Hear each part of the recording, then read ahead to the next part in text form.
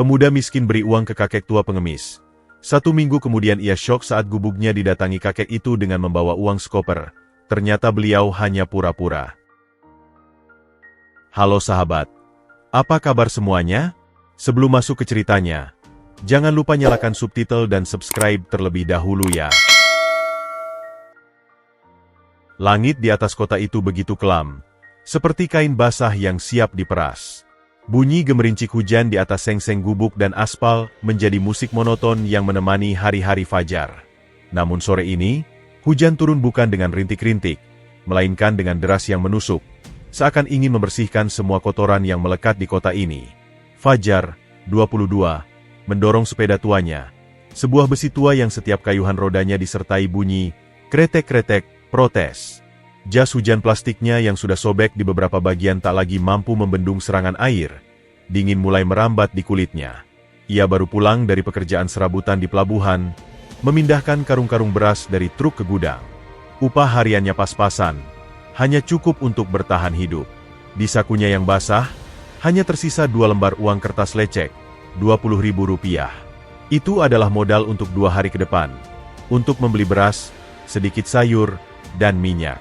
Perutnya sudah berkomat-kamit sejak tadi, tapi ia tahan, berharap bisa memasak nasi hangat begitu sampai di gubuknya. Di sebuah pertigaan, di bawah emperan toko bangunan yang sudah mengunci pintu berbesi, matanya menangkap sebuah sosok. Seorang kakek, mungkin berusia 60-an, duduk merapat ke dinding, berusaha mencari perlindungan dari terjangan angin yang membawa hujan. Pakaiannya compang-camping dan basah menyatu dengan kulitnya yang keriput. Tangannya yang kurus, dengan urat-urat biru menonjol, terulur lemah. Tatapannya kosong, menatap genangan air di jalan, seolah dunia di sekitarnya telah kehilangan warna. Fajar mengerem sepedanya. Hatinya terasa seperti dicengkeram. Ia ingat wajah kakeknya sendiri, yang dulu juga hidup dalam kesederhanaan namun penuh kehangatan. Tanpa berpikir panjang, karena jika dipikir, logika akan melarangnya, ia turun dari sepeda dan menghampiri kakek itu. "Kek, tunggu di sini saja, ya." "Hujan masih deras," kata Fajar, suaranya hampir tenggelam oleh deru hujan. Dengan tangan gemetar, lebih karena dingin daripada ragu, ia merogoh saku celananya. Ia mengeluarkan salah satu dari 2 lembar uang itu. Rp10.000. Uang yang seharusnya untuk beli lauk besok. "Ini, Kek, ambil aja. Buat beli makanan anget-anget," ucap Fajar, menempatkan uang itu di telapak tangan kakek yang terbuka. Tangan itu terasa dingin dan kasar seperti kulit kayu. Kakek itu perlahan mengangkat kepalanya. Sepasang mata yang dalam, dibingkai kerutan, memandang Fajar. Bukan tatapan kosong lagi, tetapi sebuah sorotan yang tajam, seakan mengukur jiwa pemuda di hadapannya. Ia melihat baju Fajar yang lusuh, sepeda tuanya, dan wajahnya yang lelah namun masih menyisakan cahaya. Kamu sendiri kelihatan susah.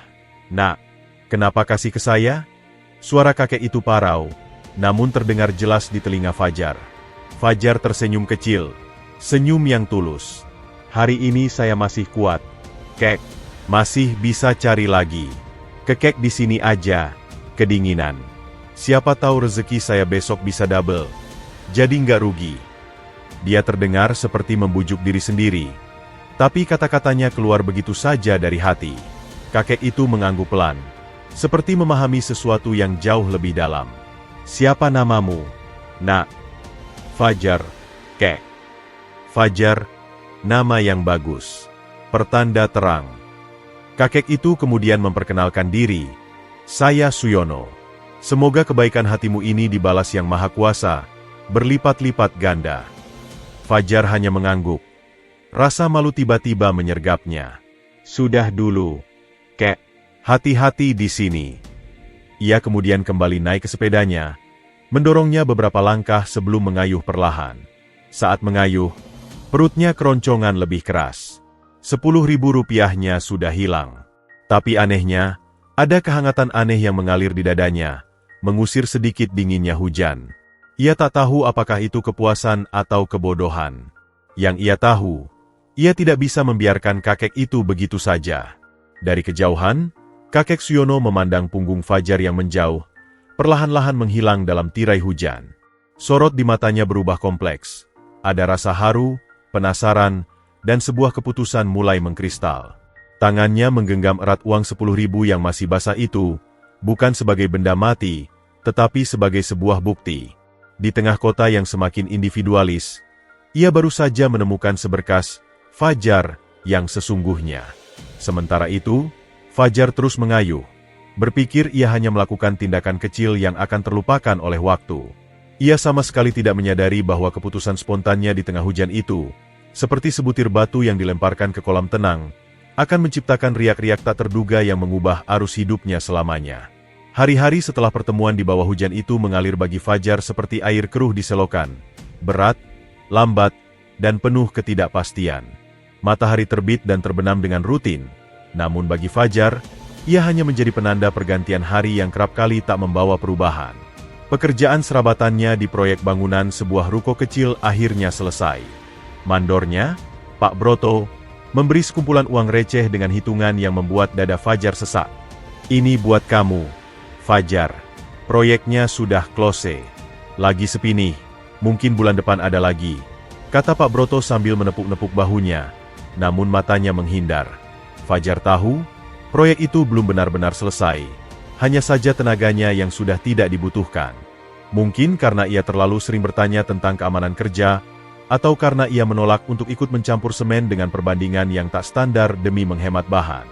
Prinsip kecil yang dipegangnya ternyata mahal harganya. Pengangguran. Gubuknya yang menyewa sepetak tanah di belakang rumah ibu kos, Marni, mulai terasa seperti sangkar. Atap sengnya yang sudah berkarut-marut bocor di beberapa titik, meninggalkan noda coklat pada plafon triplek. Saat hujan kembali datang 2 hari setelah pertemuannya dengan kakek Suyono, Fajar harus menaruh ember dan panci bekas di sudut-sudut ruangan. Bunyi, ik, tik. Air menetes menjadi denting kesedihan yang menemani malamnya. Ibu Marni, seorang janda berusia 50-an dengan mata tajam dan sikap praktis, datang mengetuk pintu kayu lapuknya pada suatu pagi. Wajahnya tidak seperti biasa yang ramah. "Fajar, nak," katanya, suaranya datar. "Ibu tahu kamu lagi susah. Tapi ibu juga butuh. Uang kontrakanmu telat seminggu. Listrik dan air ini ibu yang bayar duluan." Fajar menunduk. Rasa malu membakar telinganya. "Maaf, Bu. Proyek kemarin habis. Lagi nyari yang baru." "Ibu kasih waktu 3 hari lagi." "Ya," potong Ibu Marni, tidak tegas tetapi penuh ketegasan. "Kalau enggak, ibu terpaksa harus cari penyewa lain. Kamu tahu sendiri, lokasi ini lumayan banyak yang minat." Ia pergi, meninggalkan Fajar dengan beban baru yang terasa lebih berat dari karung beras di pelabuhan. 3 hari. Ia memandang sekeliling gubuknya. Satu dipan kayu, kompor tungku sederhana, beberapa piring plastik, dan sebuah kardus berisi baju-baju lama. Tak ada yang layak dijual, kecuali satu-satunya alat transportasinya, si sepeda tua yang selalu setia. Jantungnya terasa perih. Menjual sepeda itu seperti memotong kakinya sendiri. Tapi apa pilihan lain? Sementara itu, di belahan kota yang lain, di lantai tertinggi sebuah menara kaca berkilau, suasana sama muramnya meski diselimuti kemewahan. Di dalam ruang kerja yang luas dan ber-AC dingin, Suyono, 65, duduk di belakang meja kayu jati besar. Matanya menatap fiks pada layar komputer, namun pikirannya melayang jauh. Di hadapannya terbuka laporan keuangan triwulan, tetapi yang lebih menarik perhatiannya adalah laporan singkat dari ajudannya yang setia, Rangga, 45, yang berdiri di seberang meja dengan postur tegap namun wajah khawatir. "Jadi, bagaimana aktivitas Bima akhir-akhir ini, Rangga?" tanya Suyono akhirnya, suaranya berat. Rangga membersihkan kerongkongannya. "Yang Master Bima, tetap aktif di klub malam, Pak. Tagihan kartu kredit bulan ini meningkat drastis, terutama untuk minuman dan entertainment. Di kantor, ia hanya datang 2 kali seminggu, dan saat rapat divisi marketing kemarin, ia tertidur." Suyono menutup matanya, mencoba menahan gelombang kekecewaan yang menerpa. Bima, putra satu-satunya, buah hati almarhum istrinya. Ia memberinya segalanya, pendidikan terbaik, mobil mewah, posisi direktur muda. Tapi yang ia dapat hanyalah seorang playboy yang mata duitan, yang hanya menelepon untuk menanyakan kapan dividen dibagikan atau untuk meminta tanda tangan atas pengeluaran besar yang tak jelas. Ada lagi, Pak. Lanjut Rangga dengan hati-hati. Beliau sempat bertengkar dengan Manajer Danu dari divisi procurement. Yang master ingin proyek pengadaan seragam karyawan diberikan kepada teman dekatnya, padahal penawarannya jauh di atas harga pasar. Suyono membuka matanya. Sorot di matanya bukan lagi kekecewaan, tetapi sebuah keputusan yang telah matang. Rencana yang telah lama ia pendam, yang bahkan tidak ia ceritakan pada Rangga sekalipun, kini mendesak untuk dijalankan. Rangga, ucap Suyono tegas, saya akan pergi selama beberapa hari. Mungkin seminggu. Saya titip perusahaan pada kamu. Awasi semuanya dari jauh. Terutama Bima. Laporkan padanya apa yang terjadi. Tapi jangan sampai dia tahu kamu melapor pada saya. Tapi, Pak Suyono, keamanan. Keamanan saya urus sendiri. Ini misi pribadi, sahut Suyono, memotong dengan suara yang tidak boleh dibantah. Saya perlu menjawab sebuah pertanyaan yang sudah lama mengganggu saya. Apakah di dunia yang semakin dingin ini, masih ada kebaikan yang tulus, yang diberikan tanpa mengharap imbalan, tanpa tahu siapa yang menerima? Rangga terdiam, tidak sepenuhnya mengerti tetapi mengenali ekspresi keras di wajah bosnya. Ia hanya bisa mengangguk patuh. Dan, tambah Suyono, berdiri dan berjalan ke jendela, memandang kota di bawahnya yang ramai. Mungkin sekaligus, ini adalah ujian terakhir untuk anak saya. Untuk melihat apakah dia masih punya secuil hati yang peduli pada sesama, atau suaranya tercekat, tidak menyelesaikan kalimatnya. Esok harinya, dengan pakaian lusuh yang sengaja ia simpan dari masa lalu yang jauh lebih sulit, dengan rambut yang sengaja dikacaukan, dan dengan sebuah tongkat kayu sederhana, Suyono menghilang dari kehidupan mewahnya. Ia menjadi kakek Suyono, seorang pengemis tua yang duduk di sudut-sudut kota, di bawah jembatan penyeberangan, di depan masjid saat Jumat, di halte bus yang ramai. Ia mengamati. Ia menerima sedekah. Ia mendengarkan cercahan orang. Di balik rutan dan pakaian dekil, matanya yang tajam menyimpan semua rekaman. Wajah-wajah masam yang melempar koin sambil mencibir. Wajah-wajah iba yang memberi dengan cepat lalu pergi. Dan beberapa wajah kosong yang lewat begitu saja seolah ia adalah bagian dari tiang listrik. Hatinya semakin berat. Dunia yang ia lihat dari sudut jalan ini terasa lebih dingin daripada ruang ber-AC di menara kantornya.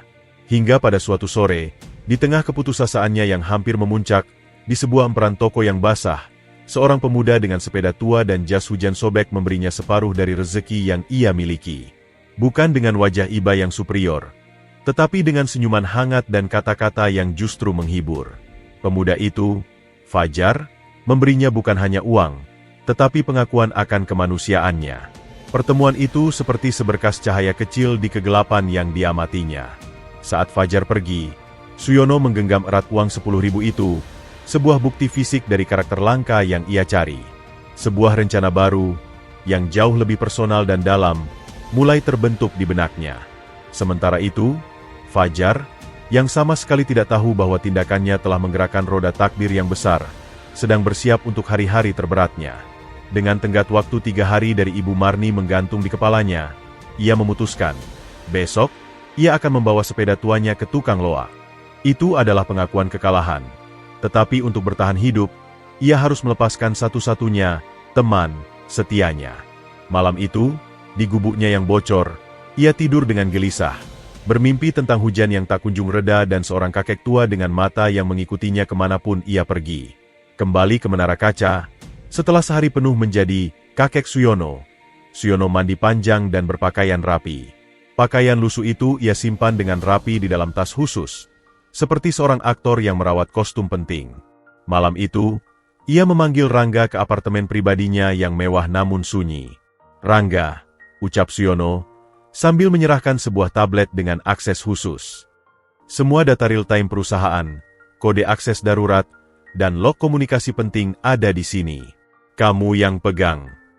Rangga menerimanya dengan kedua tangan, wajahnya serius. Saya tidak akan mengecewakan kepercayaan Bapak. Saya tahu, kata Suyono, lalu terdiam sejenak, menatap panorama lampu kota dari lantai tinggi. Ujian untuk Bima, mungkin sudah terlambat. Tapi saya harus mencoba. Dan ujian untuk diri saya sendiri, untuk memastikan apakah nilai-nilai yang saya pegang selama membangun semua ini, masih ada artinya di luar tembok kantor ini. Rangga mengangguk, meski hatinya tetap cemas. Ia telah melayani Suyono selama 20 tahun, melihatnya dari seorang pengusaha tangguh menjadi seorang ayah yang terluka. Apa yang harus saya lakukan jika yang master melakukan kesalahan fatal? Suyono memalingkan wajah. Sorot matanya keras namun sedih. Biarkan terjadi. Catat semuanya. Kadang seseorang perlu jatuh untuk belajar berdiri. Tapi pastikan jatuhnya tidak menghancurkan perusahaan atau mencelakakan karyawan lain. Kamu punya wewenang untuk mengintervensi jika sudah diambang batas. Perintah itu berat, tetapi Rangga mengerti. Ini adalah izin untuk membiarkan Bima gagal. Sebuah pelajaran mahal dari seorang ayah. Keesokan harinya, Suyono memulai misinya dengan lebih terstruktur. Ia tidak lagi hanya duduk pasif. Dengan bantuan Rangga yang diam-diam mengawasi dari kejauhan dengan mobil biasa, Suyono berpindah-pindah lokasi. Lokasi 1, depan Masjid Agung, saat sholat Jumat. Suyono duduk di tepi trotoar. Jamaah yang keluar memenuhi area. Banyak yang memberi, sebagian besar dengan cepat dan tanpa kontak mata. Seorang bapak berdasi melempar selembar 5.000 tanpa berhenti berjalan, sambil terus berbicara di telepon. Seorang ibu dengan anak kecil memberikan beberapa koin, sambil berbisik pada anaknya. Lihat, nak, kalau malah sekolah nanti jadi seperti itu. Kata-kata itu terngiang di telinga Suyono, lebih menyakitkan daripada dinginnya trotoar. Lokasi 2, halte bus terminal kota. Kerumunan yang sibuk. Seorang mahasiswa dengan headphone memberikan sebungkus nasi kotak. Saya beli 2, 1 tidak habis, kek. Itu pemberian yang baik, meski terkesan membuang sisa. Yang paling mengharukan adalah seorang pemulung botol plastik, mungkin lebih miskin darinya, yang menyelipkan selembar 2.000 rupiah yang sudah lecek ke tangannya sambil tersenyum tanpa kata. Dalam dunia mereka, solidaritas itu nyata. Lokasi 3, bawah jembatan penyeberangan, dekat pasar. Disinilah Suyono bertemu Fajar untuk kedua kalinya. Ia sengaja memilih lokasi ini karena dekat dengan daerah kumuh, berharap bisa bertemu lagi dengan pemuda baik hati itu. Dan benar, saat langit kembali kelabu, ia melihat Fajar berjalan kaki, bukan dengan sepeda. Wajah pemuda itu tampak lebih tirus, membawa aura kepenatan yang berbeda. Pemberian Fajar yang tulus, membagi rotinya, dan obrolan ringan mereka semakin meyakinkan Suyono. Di sini, ia bukan lagi mencari bukti kebaikan, tetapi mulai merasa sebuah ikatan yang aneh, sebuah keinginan untuk membimbing pemuda ini. Malam harinya, di sebuah kamar hotel sederhana yang ia sewa, atas saran Rangga untuk keamanan, Suyono mencatat observasinya di sebuah buku notes kecil. Hari ketiga, mayoritas manusia memberikan karena kewajiban agama, atau untuk menghilangkan rasa bersalah. Beberapa memberi karena empati sejati. Sangat sedikit yang memberi dengan pengorbanan personal, menganggap penerima sebagai manusia setara. Subjek F adalah pengecualian yang langka. Pemberiannya bukan berasal dari kelebihan, tapi dari kekurangan. Bukan untuk menyelamatkan diri dari neraka, tapi karena melihat orang lain kedinginan. Ini adalah karakter dasar yang tidak bisa dibeli atau diajarkan di sekolah bisnis manapun. Ia menutup buku notesnya. Rencana yang awalnya hanya sebagai uji coba sosial dan pelajaran untuk Bima, kini telah berevolusi. Ia melihat potensi yang luar biasa dalam diri Fajar, bukan potensi intelektual semata, tetapi potensi moral, integritas, dan ketangguhan. Di saat yang sama, laporan Rangga tentang Bima yang menghabiskan malam di klub dengan membayar tagihan seluruh meja semakin menegaskan jurang di hatinya. Suyono memutuskan. Ujiannya akan segera berakhir, tetapi intervensinya akan dimulai. Ia akan memberi hadiah pada kebaikan Fajar, bukan sebagai amal, tetapi sebagai investasi. Dan ia akan memberikan pelajaran terakhir pada Bima, bukan dengan teguran, tetapi dengan sebuah konfrontasi realita. Caranya, ia akan membawa dunia Fajar yang jujur namun tertindas, ke dalam dunia Bima yang mewah namun hampa. Ia mengirim pesan singkat pada Rangga, siapkan koper dengan nominal yang sudah kita bicarakan. Dan siapkan dokumen penerimaan magang di divisi operasional. Kita akan mengunjungi Alamat F, besok sore. Rangga yang di seberang kota membaca pesan itu. Ia tahu besok akan menjadi hari yang menentukan. Ia juga tahu, di kediaman mewah Bima, putra sematawayang itu sedang merencanakan pesta ulang tahunnya yang akan sangat megah, dengan anggaran yang cukup untuk membeli puluhan sepeda baru dan membayar kontrakan Fajar selama bertahun-tahun. Dua dunia yang sama sekali tidak bersinggungan itu, kini karena Rp10.000 dan secuil roti, akan bertabrakan. Sementara Fajar, di gubuknya yang gelap karena listriknya diputus Ibu Marni, sebuah tindakan peringatan, sedang duduk termenung. Sepeda tuanya sudah terjual siang tadi pada tukang loak. Uangnya cukup untuk membayar setengah tunggakan kontrakan dan membeli beberapa bungkus mie instan. Ia memandang langit malam melalui celah atap bocor. Ia berpikir tentang kakek tua itu, kakek Suyono. Apakah beliau sudah dapat tempat berteduh yang hangat malam ini? Ia berdoa kecil dalam hati, berharap kebaikan kecilnya setidaknya membawa kehangatan bagi seseorang. Ia sama sekali tidak menduga bahwa doa sederhananya itu segera akan dijawab dengan cara yang jauh melampaui imajinasinya. Koper yang disiapkan Rangga bukan hanya berisi uang, itu berisi jalan keluar, harapan baru, dan sebuah ujian yang lebih besar yang akan segera menghampiri hidupnya. Bunyi, tok, tok, tok. Hujan menimpa kaleng bekas skate yang berfungsi sebagai penampung bocoran di sudut gubuk itu adalah soundtrack hidup Fajar malam itu. Listrik yang diputus Ibu Marni membuat kegelapan terasa lebih pekat, lebih menyesakan. Hanya nyala lilin kecil yang memberinya seberkas cahaya, menerangi wajahnya yang lesu dan sebuah mangkuk berisi mie instan yang baru saja diseduh dengan air mendidih dari kompor spiritus. Penjualan sepeda tuanya siang tadi terasa seperti sebuah pengkhianatan. Ia masih merasakan getaran kretek-kretek terakhir yang ia dengar saat tukang loak membawanya pergi. Uang Rp300.000 yang ia terima terasa panas di genggamannya. Langsung ia berikan Rp150.000 kepada Ibu Marni sebagai tanda kesungguhan. Sisanya, ia belikan 10 bungkus mie instan, sebotol kecil minyak tanah untuk kompor, dan seikat kangkung. Sebuah perencanaan untuk bertahan hidup, bukan untuk hidup. Masa depan, gumamnya pada lilin yang berkedip. Kata itu terasa seperti candaan pahit. Mimpi kuliah, membangun rumah kecil untuk orang tuanya di kampung yang sudah sepuh, membantu biaya pengobatan adik perempuannya, Rara, yang sering sakit-sakitan. Semua itu seperti bayangan di balik tirai hujan, samar dan tak terjangkau. Pagi harinya, hujan telah reda, meninggalkan udara lembab dan genangan-genangan di tanah becek sekeliling gubuknya. Fajar bangun dengan tekad baru. Ia akan mencari kerja apa saja. Tanpa sepeda, jaraknya terbatas. Ia berjalan kaki, mendatangi bengkel-bengkel kecil, warung-warung, bahkan tempat cuci mobil. Jawabannya sama, lagai sepi, Mas, atau udah ada yang bantu, nih. Saat tengah hari, perutnya keroncongan. Ia memutuskan untuk pulang, menyantap mie instan lagi. Di perjalanan, ia melewati sebuah proyek renovasi rumah. Terdengar suara ribut dari dalam. Dengan sisa keberanian, ia menghampiri. Permisi, Pak. Butuh tenaga bongkar-bongkar atau angkut material. Seorang mandor bermuka masam, dengan rokok menempel di bibir, memandangnya dari ujung kaki ke kepala. Bisa angkat yang berat? Bisa, Pak. Gajinya harian, 50.000. Makan siang nggak termasuk. Kerja keras, nggak boleh ngeluh. Mau. 50.000. Jauh di bawah upah standar, tetapi ini darurat. Mau, Pak. Ya udah, masuk. Bantuin angkat keramik yang di dalam itu ke truk. Pekerjaan itu melelahkan. Keramik-keramik bekas bongkaran itu berat dan tajam.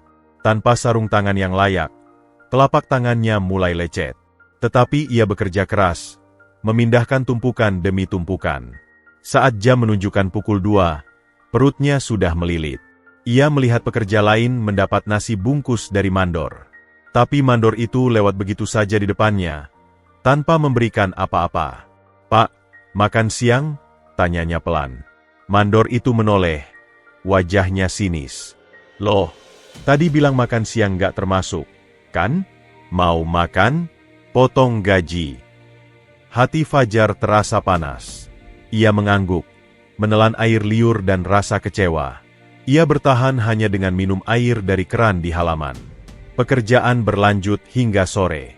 Saat hari mulai gelap, mandor itu memanggilnya. "Ini buat kamu." Lembaran uang 50.000 dilempar begitu saja, jatuh di tanah becek di dekat kakinya. "Besok datang lagi kalau mau." Membungkuk memungut uang yang sudah terkena lumpur. Rasa hina dan marah bergolak di dada Fajar. Tapi kebutuhan lebih besar. Ia mengangguk, menyimpan uang itu. Saat hendak pergi, ia melihat seorang pekerja tua yang juga ikut bongkar, tersandung dan hampir jatuh karena kepayahan. Refleks, Fajar melompat membantu, menahannya. "Dasar tua bangka, hati-hati, nanti kita kena denda kalau material pecah," teriak mandor. Perkataan itu membuat darah Fajar mendidih. Ia menatap mandor itu. Dia sudah capek. "Pak, sudah sepantasnya kita saling bantu." Mandor itu mendekat. Wajahnya berubah merah. "Kamu sok suci ya? Gajimu udah saya bayar. Kerjain aja tugasmu. Kalau nggak suka, minggat. Ganti lo gampang." Disinilah titik baliknya. Prinsip yang dia pegang selama ini, untuk tetap menjadi manusia yang punya empati, bertabrakan dengan realitas yang kejam. Dalam sekejap, pilihan ada di hadapannya. Diam dan terus dihina, atau membela harga diri dan kehilangan pekerjaan. Fajar menarik napas dalam. Ia melihat wajah lelah pekerja tua itu yang penuh rasa takut. "Saya nggak suka cara Bapak memperlakukan orang, Pak. Gajinya, saya terima untuk kerja hari ini. Tapi besok, saya nggak datang." Mandor itu terkekeh dingin. "Hah, silakan. Pengangguran kayak lo banyak." Tanpa berkata lagi, Fajar membalikkan badan. Langkahnya terasa berat, tetapi dadanya terasa lebih lapang. Ia telah memilih integritas. Konsekuensinya, esok hari ia kembali menjadi pengangguran, dengan uang 50.000 lumpur yang ia pegang erat. Perjalanan pulang terasa panjang. Di tengah jalan, ia melewati sebuah toko elektronik. Di balik kaca, televisi besar menayangkan berita tentang bisnis keluarga konglomerat, tentang kehidupan mewah yang begitu jauh dari realitasnya. Ia melihat sekilas wajah seorang pengusaha tua yang tampak bijak, sebelum berjalan terus. Malam itu, di gubuknya yang masih gelap dan bocor, Fajar merenung. Keputusannya tadi, apakah benar? Apakah harga diri bisa mengenyangkan perut? Bisakah prinsip menahan hujan yang masuk lewat atap? Ia teringat pesan almarhum ayahnya, seorang buruh tani jujur. "Jadilah orang yang tangannya di atas, memberi, nak. Tapi jangan sampai karena mau memberi, kau jadi merendahkan orang yang kau bantu, atau merendahkan dirimu sendiri." Mungkin, pilihannya tadi adalah bentuk dari tidak merendahkan diri sendiri. Tapi di tengah kegelapan dan kelaparan, filsafat sederhana itu terasa begitu mahal. Ia tidak tahu bahwa di hotel sederhana tidak jauh dari sana, orang yang ia lihat sekilas di televisi, Suyono, sedang memeriksa kembali isi koper dan dokumen magang untuknya. Ia juga tidak tahu bahwa putra orang tersebut, Bima, sedang merayakan pesta ulang tahunnya yang megah dengan tenda ber-AC dan makanan mewah berlimpah. Sisa-sisanya mungkin cukup untuk memberi makan seluruh penghuni kampung di sekitar gubuk Fajar selama seminggu. Dua dunia itu sedang bergerak, di orbitnya masing-masing, tak terlihat satu sama lain. Namun, besok, orbit itu akan bertabrakan. Badai kehidupan Fajar yang terasa seperti klimaks dari penderitaannya, sebenarnya adalah titik nadir sebelum sebuah pertemuan yang akan mengubah arah angin hidupnya selamanya. Lilin di mejanya padam. Kegelapan menyelimuti sepenuhnya. Tapi jauh di lubuk hatinya, tanpa disadari, masih ada secercah api kecil dari kejujuran dan empati yang ia pertahankan. Dan api kecil itulah yang telah menarik perhatian seorang kakek bijak dari dunia yang begitu berbeda, yang akan datang membawa bukan hanya cahaya, tetapi juga angin perubahan yang dahsyat. Keesokan pagi, langit masih menggantung kelabu, seolah enggan memutuskan antara hujan dan terik. Fajar bangun dengan pegal di seluruh tubuh dan lesi lecet di telapak tangan. 50.000 rupiah yang berlumpur itu terbaring di samping bantalnya, sebuah pengingat pahit akan harga dirinya yang mahal. Ia menghitung sisa mie instan, tinggal 6 bungkus. Tekanan waktu dari Ibu Marni seperti pedang di atas lehernya. Tanpa pilihan lain, ia kembali berkeliling mencari kerja. Kaki-kakinya melangkah otomatis, melewati ganggang sempit dan jalanan ramai. Saat melintasi sebuah jembatan penyeberangan orang yang menghubungkan dua pusat perbelanjaan, hujan rintik-rintik mulai turun. Orang-orang berhamburan mencari tempat berteduh. Di sudut bawah jembatan, terlindung dari hujan langsung namun terkena cipratan angin yang dingin, Fajar melihat sosok yang membuatnya berhenti. Kakek Suyono. Beliau duduk di atas selembar kardus basah, membungkuk lebih dalam dari pertemuan mereka yang pertama. Pakaiannya tampak lebih lusuh, dan ada jejak kepayahan yang dalam di wajahnya. Tangan keriputnya terulur, tetapi tatapannya kali ini tidak kosong. Ia memandang setiap orang yang lewat dengan sebuah sorotan observatif yang tajam, hampir seperti seorang peneliti, meski terselubung lapisan kepasrahan. Hati Fajar tersentak. Rasanya dunia ini terlalu kejam. Kakek tua yang baik itu masih bertahan di tempat seperti ini, sementara ia sendiri nyaris menyerah. Tanpa berpikir panjang, Fajar menghampiri. Ia jongkok, menyamakan tinggi pandangannya dengan sang kakek. Kek Suyono, masih ingat saya? Fajar. Suyono mengalihkan pandangannya. Di balik penampilannya yang dekil, matanya berbinar sesaat melihat Fajar. Sebuah kepuasan kecil menyelinap di hatinya. Pemuda ini mencari dia, bukan sekadar memberi pada pengemis. Fajar, anak baik. Kenapa wajahmu muram begitu? Fajar tersenyum getir. Tak menyangka sang kakek justru memperhatikannya. Lagi cari kerja, kek. Perutnya keroncongan tak tertahankan. Ia teringat bekalnya. Sebungkus roti tawar dengan selai sederhana yang ia bungkus dalam kantong plastik. Tanpa ragu, ia membukanya. Rotinya cuma 2 lapis. Ia merobeknya dengan hati-hati, membaginya menjadi 2 bagian yang hampir sama. Separuh yang ia sodorkan pada Suyono. Ini, kek. Saya juga belum makan. Kita bagi. Sekali lagi, sebuah pemberian yang bukan dari kelebihan, melainkan dari kekurangan yang sama. Bukan belas kasihan, melainkan solidaritas. Suyono menerimanya. Tangannya sedikit bergetar, bukan karena dingin, tetapi karena terharu. Kamu sendiri perlu tenaga untuk cari kerja. Biarin, kek. Makan dulu biar hangat. Fajar lalu duduk di sampingnya, di atas trotoar yang basah, dan mulai menyantap bagian rotinya yang kecil. Mereka makan dalam diam sejenak, ditemani derai hujan dan lalu lalang kaki yang tergesa. Ceritakan pada kakek, apa mimpimu yang paling besar? Tanya Suyono setelah menelan suap terakhir. Pertanyaan itu terdengar aneh dari seorang pengemis, tapi Fajar tak merasa aneh. Entah mengapa, di dekat kakek Suyono, ia merasa bisa jujur. Pengin kuliah, kek. Jurusan manajemen atau teknik. Biar bisa dapat kerja yang lebih baik, bisa bantu orang tua di kampung bayar utang, dan adik saya, Rara, sering sakit, pengin bisa biayain pengobatan yang layak buat dia.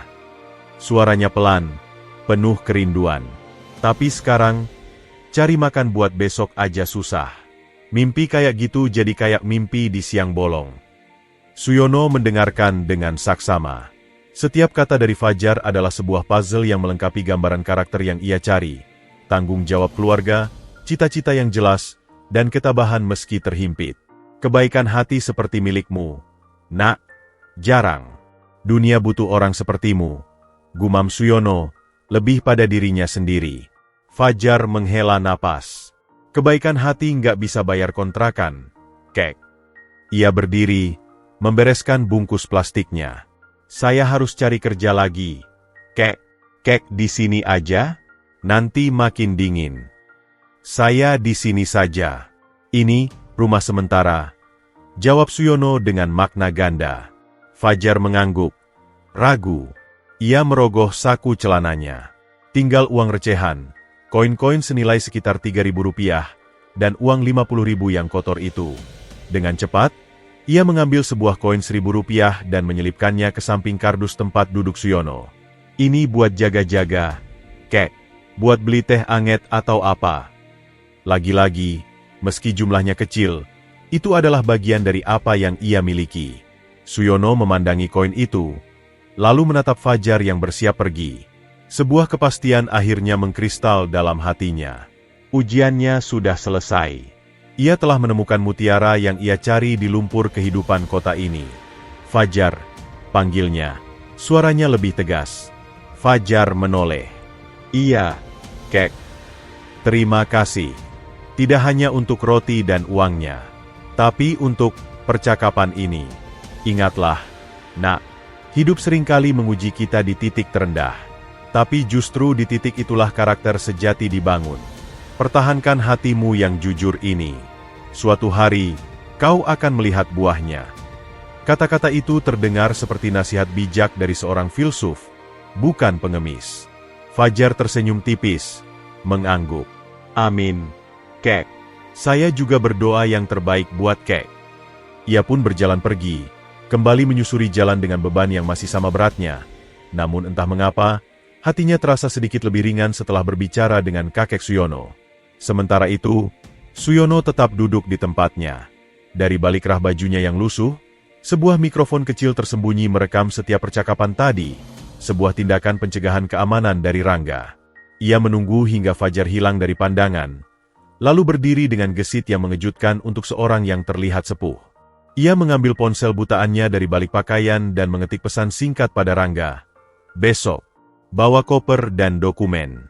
Jam 4 sore. Konfirmasi alamat. Ujian di bawah jembatan itu bukan lagi ujian bagi Fajar, melainkan konfirmasi terakhir bagi Suyono. Ia telah melihat ketulusan yang konsisten, empati yang dalam, dan ketangguhan yang luar biasa. Pemuda itu layak mendapat kesempatan. Dan lebih dari itu, Suyono merasa sebuah tanggung jawab moral untuk membimbingnya.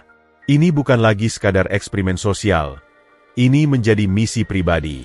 Di saat yang sama, di dalam limusin yang parkir tak jauh, Rangga membaca pesan itu. Ia menghela napas lega sekaligus tegang. Besok, semuanya akan berubah. Ia juga melihat dari laporan bahwa Bima telah memesan mobil sport baru sebagai kado tambahan untuk dirinya sendiri, menggunakan dana perusahaan dengan alasan promosi dan hubungan masyarakat. Dua dunia itu, dengan nilai-nilai yang begitu bertolak belakang, akan bertemu dalam sebuah tabrakan yang tak terhindarkan. Dan semua itu bermula dari sepotong roti tawar dan sekeping koin Rp1.000 di bawah sebuah jembatan yang basah. Keesokan harinya, Fajar bangun dengan perasaan hampa. Mimpi buruk tentang atap yang runtuh dan tumpukan keramik yang tak habis-habisnya masih membayangi pikirannya. Ia menyantap mie instan terakhirnya untuk sarapan, menyadari bahwa ini adalah hari terakhir masa tenggang Ibu Marni. Jika hari ini tidak menghasilkan uang, besok ia benar-benar akan diusir. Ia memutuskan untuk mencoba peruntungan di sebuah pasar tradisional, menawarkan jasa mengangkat barang belanjaan. Setelah berjam-jam berjalan dan hanya mendapatkan upah Rp20.000 dari membantu seorang ibu membawa beras dan minyak goreng ke mobilnya, keputusasaan mulai menggerogotinya. Pukul 3 sore, dengan kaki pegal dan perut yang melilit, ia memutuskan pulang. Mungkin ia bisa merayu Ibu Marni dengan janji akan membayar lunas setelah mendapatkan proyek. Sebuah janji kosong yang membuatnya malu sendiri. Saat ia mendekati gang sempit menuju gubuknya, suasana tak biasa menyambutnya. Beberapa tetangga berkerumun di mulut gang, berbisik-bisik sambil menunjuk ke arah rumahnya. Ada sebuah mobil hitam besar dan sangat mewah, sebuah Mercedes-Benz S-Class yang kinclong, terparkir dengan sopan di jalan utama, persis di depan jalan masuk gang. Mobil seperti itu jelas bukan milik siapapun di sekitar sini. Sopir berdasi putih keluar dan membuka pintu belakang. Dari dalam mobil, muncullah seorang pria tua. Berpakaian jas rapi abu-abu, rambut tersisir rapi, berjalan dengan tongkat kayu halus yang tampak mahal. Wajahnya, Fajar menelan ludah. Itu adalah wajah kakek Suyono. Tapi bukan kakek Suyono yang ia kenal. Ini adalah versi lain yang sama sekali berbeda. Berwibawa, elegan, dan memancarkan aura kekuasaan. Yang sama hanya sorot mata teduh itu, yang kini menatapnya dengan senyum hangat. Fajar, sapa Suyono, suaranya jelas dan penuh ketenangan, tak ada lagi keparauan yang dibuat-buat. Fajar hanya bisa berdiri membeku, mulutnya terbuka sedikit, otaknya berputar kencang, mencoba mencocokkan gambar pengemis tua renta dengan pria bermobil mewah di hadapannya. Kakek Suyono. Ya, Nak, saya. Suyono mendekat, diikuti oleh sopirnya yang membawa sebuah koper aluminium kecil tapi kokoh. Boleh kita masuk ke tempatmu?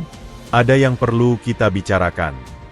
Dengan pikiran kosong, Fajar hanya bisa mengangguk dan memimpin jalan ke gubuknya. Kerumunan tetangga semakin penasaran. Ibu Marni sendiri berdiri di depan rumahnya, tangan di pinggang, wajahnya penuh tanda tanya besar. Di dalam gubuk yang sempit dan sederhana itu, kontrasnya begitu mencengangkan. Suyono duduk di satu-satunya kursi plastik yang ada, sementara Fajar duduk di depannya. Sopir itu meletakkan koper di lantai tanah yang dipadatkan, lalu mengangguk dan keluar, menunggu di luar. Fajar, mulai Suyono, tangannya terkatup di atas tongkat. Pertama, saya minta maaf telah berbohong padamu. Saya bukan pengemis. Nama saya Haji Suyono Wijaya. Saya pemilik grup Wijaya. Fajar mengenal nama itu. Itu nama besar. Perusahaan konglomerat dengan bisnis di properti, manufaktur, dan retail. Ia pernah melihatnya di berita. Hatinya berdebar kencang, campuran antara syok, bingung, dan sedikit rasa dihianati. Kenapa? Adalah satu-satunya kata yang bisa ia keluarkan. Saya sedang mencari sesuatu. Atau lebih tepatnya, seseorang, jawab Suyono. Saya ingin tahu, di dunia yang semakin individualistis ini, apakah masih ada kebaikan yang benar-benar tulus? Saya menyamar, mengamati. Dan dari ratusan orang yang saya temui, hanya kamulah, Fajar, yang memberi bukan dari kelebihan, tapi dari kekuranganmu. Yang memberi bukan dengan wajah iba, tapi dengan senyuman persaudaraan. Fajar diam, mencerna setiap kata. Kamu memberiku separuh uangmu di tengah hujan. Kamu membagi roti terakhirmu di bawah jembatan. Kamu bahkan memberiku koin 1000-mu saat kamu sendiri sedang di ujung tanduk. Suyono membungkuk, membuka kunci pada koper itu. Dengan sebuah klik, koper itu terbuka. Isinya membuat Fajar terkesiap. Tumpukan uang kertas ratusan ribu rupiah, tersusun rapi dalam ikatan-ikatan, memenuhi seluruh ruang koper. Jumlahnya begitu banyak sehingga matanya silau. Ini apa, Kek? Tanyanya. Suara bergetar. Ini adalah 200 juta rupiah, Fajar, kata Suyono dengan tenang. Dan ini bukan sedekah. Bukan pula pembayaran untuk kebaikanmu, karena kebaikan yang tulus tak bisa dinilai dengan uang. Ini adalah investasi. Investasi. Fajar mengulang, tak paham. Saya berinvestasi pada karakter, pada integritas, pada jiwa muda seperti milikmu yang masih percaya pada empati dan kejujuran. Suyono menatapnya dalam-dalam. Uang ini adalah modal. Gunakanlah untuk memperbaiki hidupmu.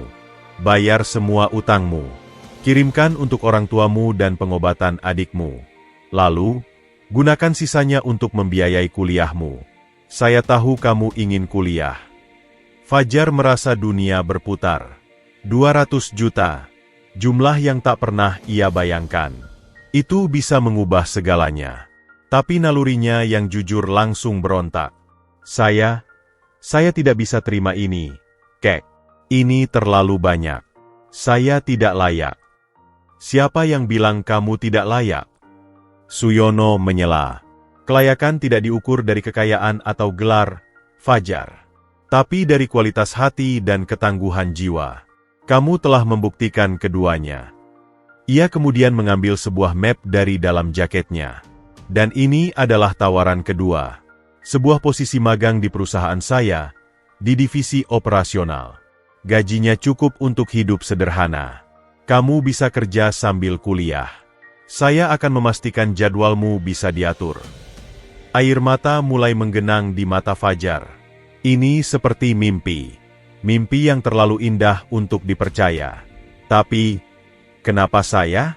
Kenapa repot-repot melakukan semua ini untuk orang asing? Suyono terdiam sejenak. Wajahnya berubah lebih serius. Karena dunia, dan khususnya bisnis, membutuhkan lebih banyak orang seperti kamu.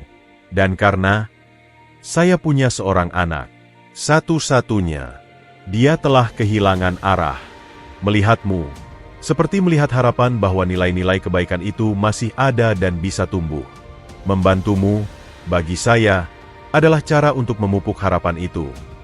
Fajar memandangi koper berisi uang, lalu map tawaran kerja, lalu wajah Suyono yang tulus.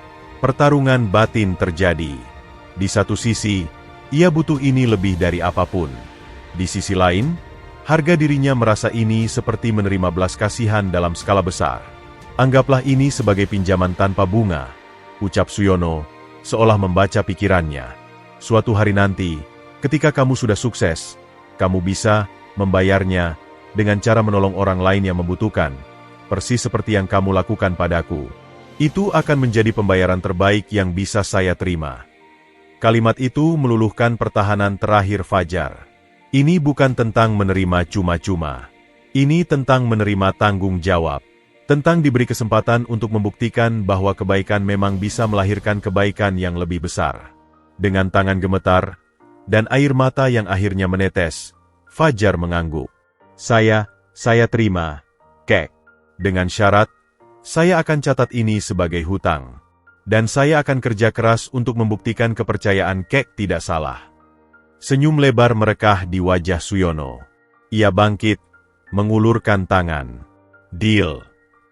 Fajar menjabat tangan itu. Jabatan tangan yang mengubah takdirnya. Besok, kata Suyono, Rangga, sopirku, akan menjemputmu untuk ke kantor. Kita urus administrasi magang. Dan, untuk hari ini, ia menoleh ke arah pintu gubuk yang terbuka, di mana Ibu Marni masih berdiri terpana. Mungkin kamu bisa menyelesaikan urusan kontrakanmu dan makan malam yang layak. Setelah Suyono pergi dengan mobil mewahnya, meninggalkan koper dan map di gubuk kecil itu, Fajar duduk kembali di depannya, masih tak percaya. Ia membuka koper lagi, memandangi tumpukan uang. Lalu ia memandang sekeliling gubuk bocornya. Dua dunia itu akhirnya bertabrakan. Dan tabrakan itu telah melontarkannya ke sebuah orbit baru. Sebuah orbit penuh harapan, peluang, dan tentu saja, tantangan baru yang belum ia sadari. Karena di tempat lain, seorang pemuda bernama Bima baru saja mendapat laporan bahwa ada seorang pemuda gelandangan yang dibawa ayahnya ke perusahaan dan diberi uang dalam jumlah besar. Dan di mata Bima, itu adalah sebuah deklarasi perang. Kantor pusat grup Wijaya di lantai 28 gedung megah itu berdenyut dengan energi yang berbeda hari itu. Kabar tentang pemuda misterius yang dibawa langsung oleh Pak Suyono sendiri dan diberi posisi magang khusus bergema di lorong-lorong, dari pantry hingga ruang rapat. Tapi tak ada yang lebih gempar daripada di ruang Direktur Pemasaran dan Pengembangan Bisnis. Bima Wijaya, 28, duduk di kursi kulitnya yang mahal, tapi kenyamanan itu tidak lagi terasa. Wajahnya yang biasanya tampan dan percaya diri kini keruh, dipenuhi angin hitam kecemburuan. Di depannya, terbuka laptop dengan foto yang dikirimkan oleh telinganya di bagian keamanan. Foto agak buram dari CCTV parkiran yang menunjukkan ayahnya keluar dari mobil dengan seorang pemuda berpakaian lusuh, dengan Rangga membawa koper. Bocah gelandangan macam apa ini? Geramnya dalam hati. Jari-jarinya mengetik cepat di keyboard, mengirim pesan kepada Danu, manajer procurement yang sudah lama ia bina sebagai sekutu. Danu, ada info tentang magang baru di divisi operasional? Langsung dari bos besar. Balasan datang cepat. Masih simpang siur, Mas Bima. Namanya Fajar. Usia 22. Alamat di daerah Kumuh. Kabarnya dibawa langsung dari rumahnya. Ada yang bilang dibawain koper. Apa hubungannya dengan proyek kita? Bima mengertakkan giginya. Hubungannya? Ini lebih pribadi dari sekadar proyek. Ini adalah ancaman langsung terhadap posisinya sebagai pewaris tunggal. Ayahnya selama ini memang kritis padanya, tapi belum pernah sampai membawa orang luar dan memberi perlakuan khusus seperti ini. Apalagi dibawain koper. Itu mengingatkannya pada cerita-cerita lama ayahnya tentang awal merintis bisnis, membawa koper berisi modal. Apa ayah sedang melatih pengganti?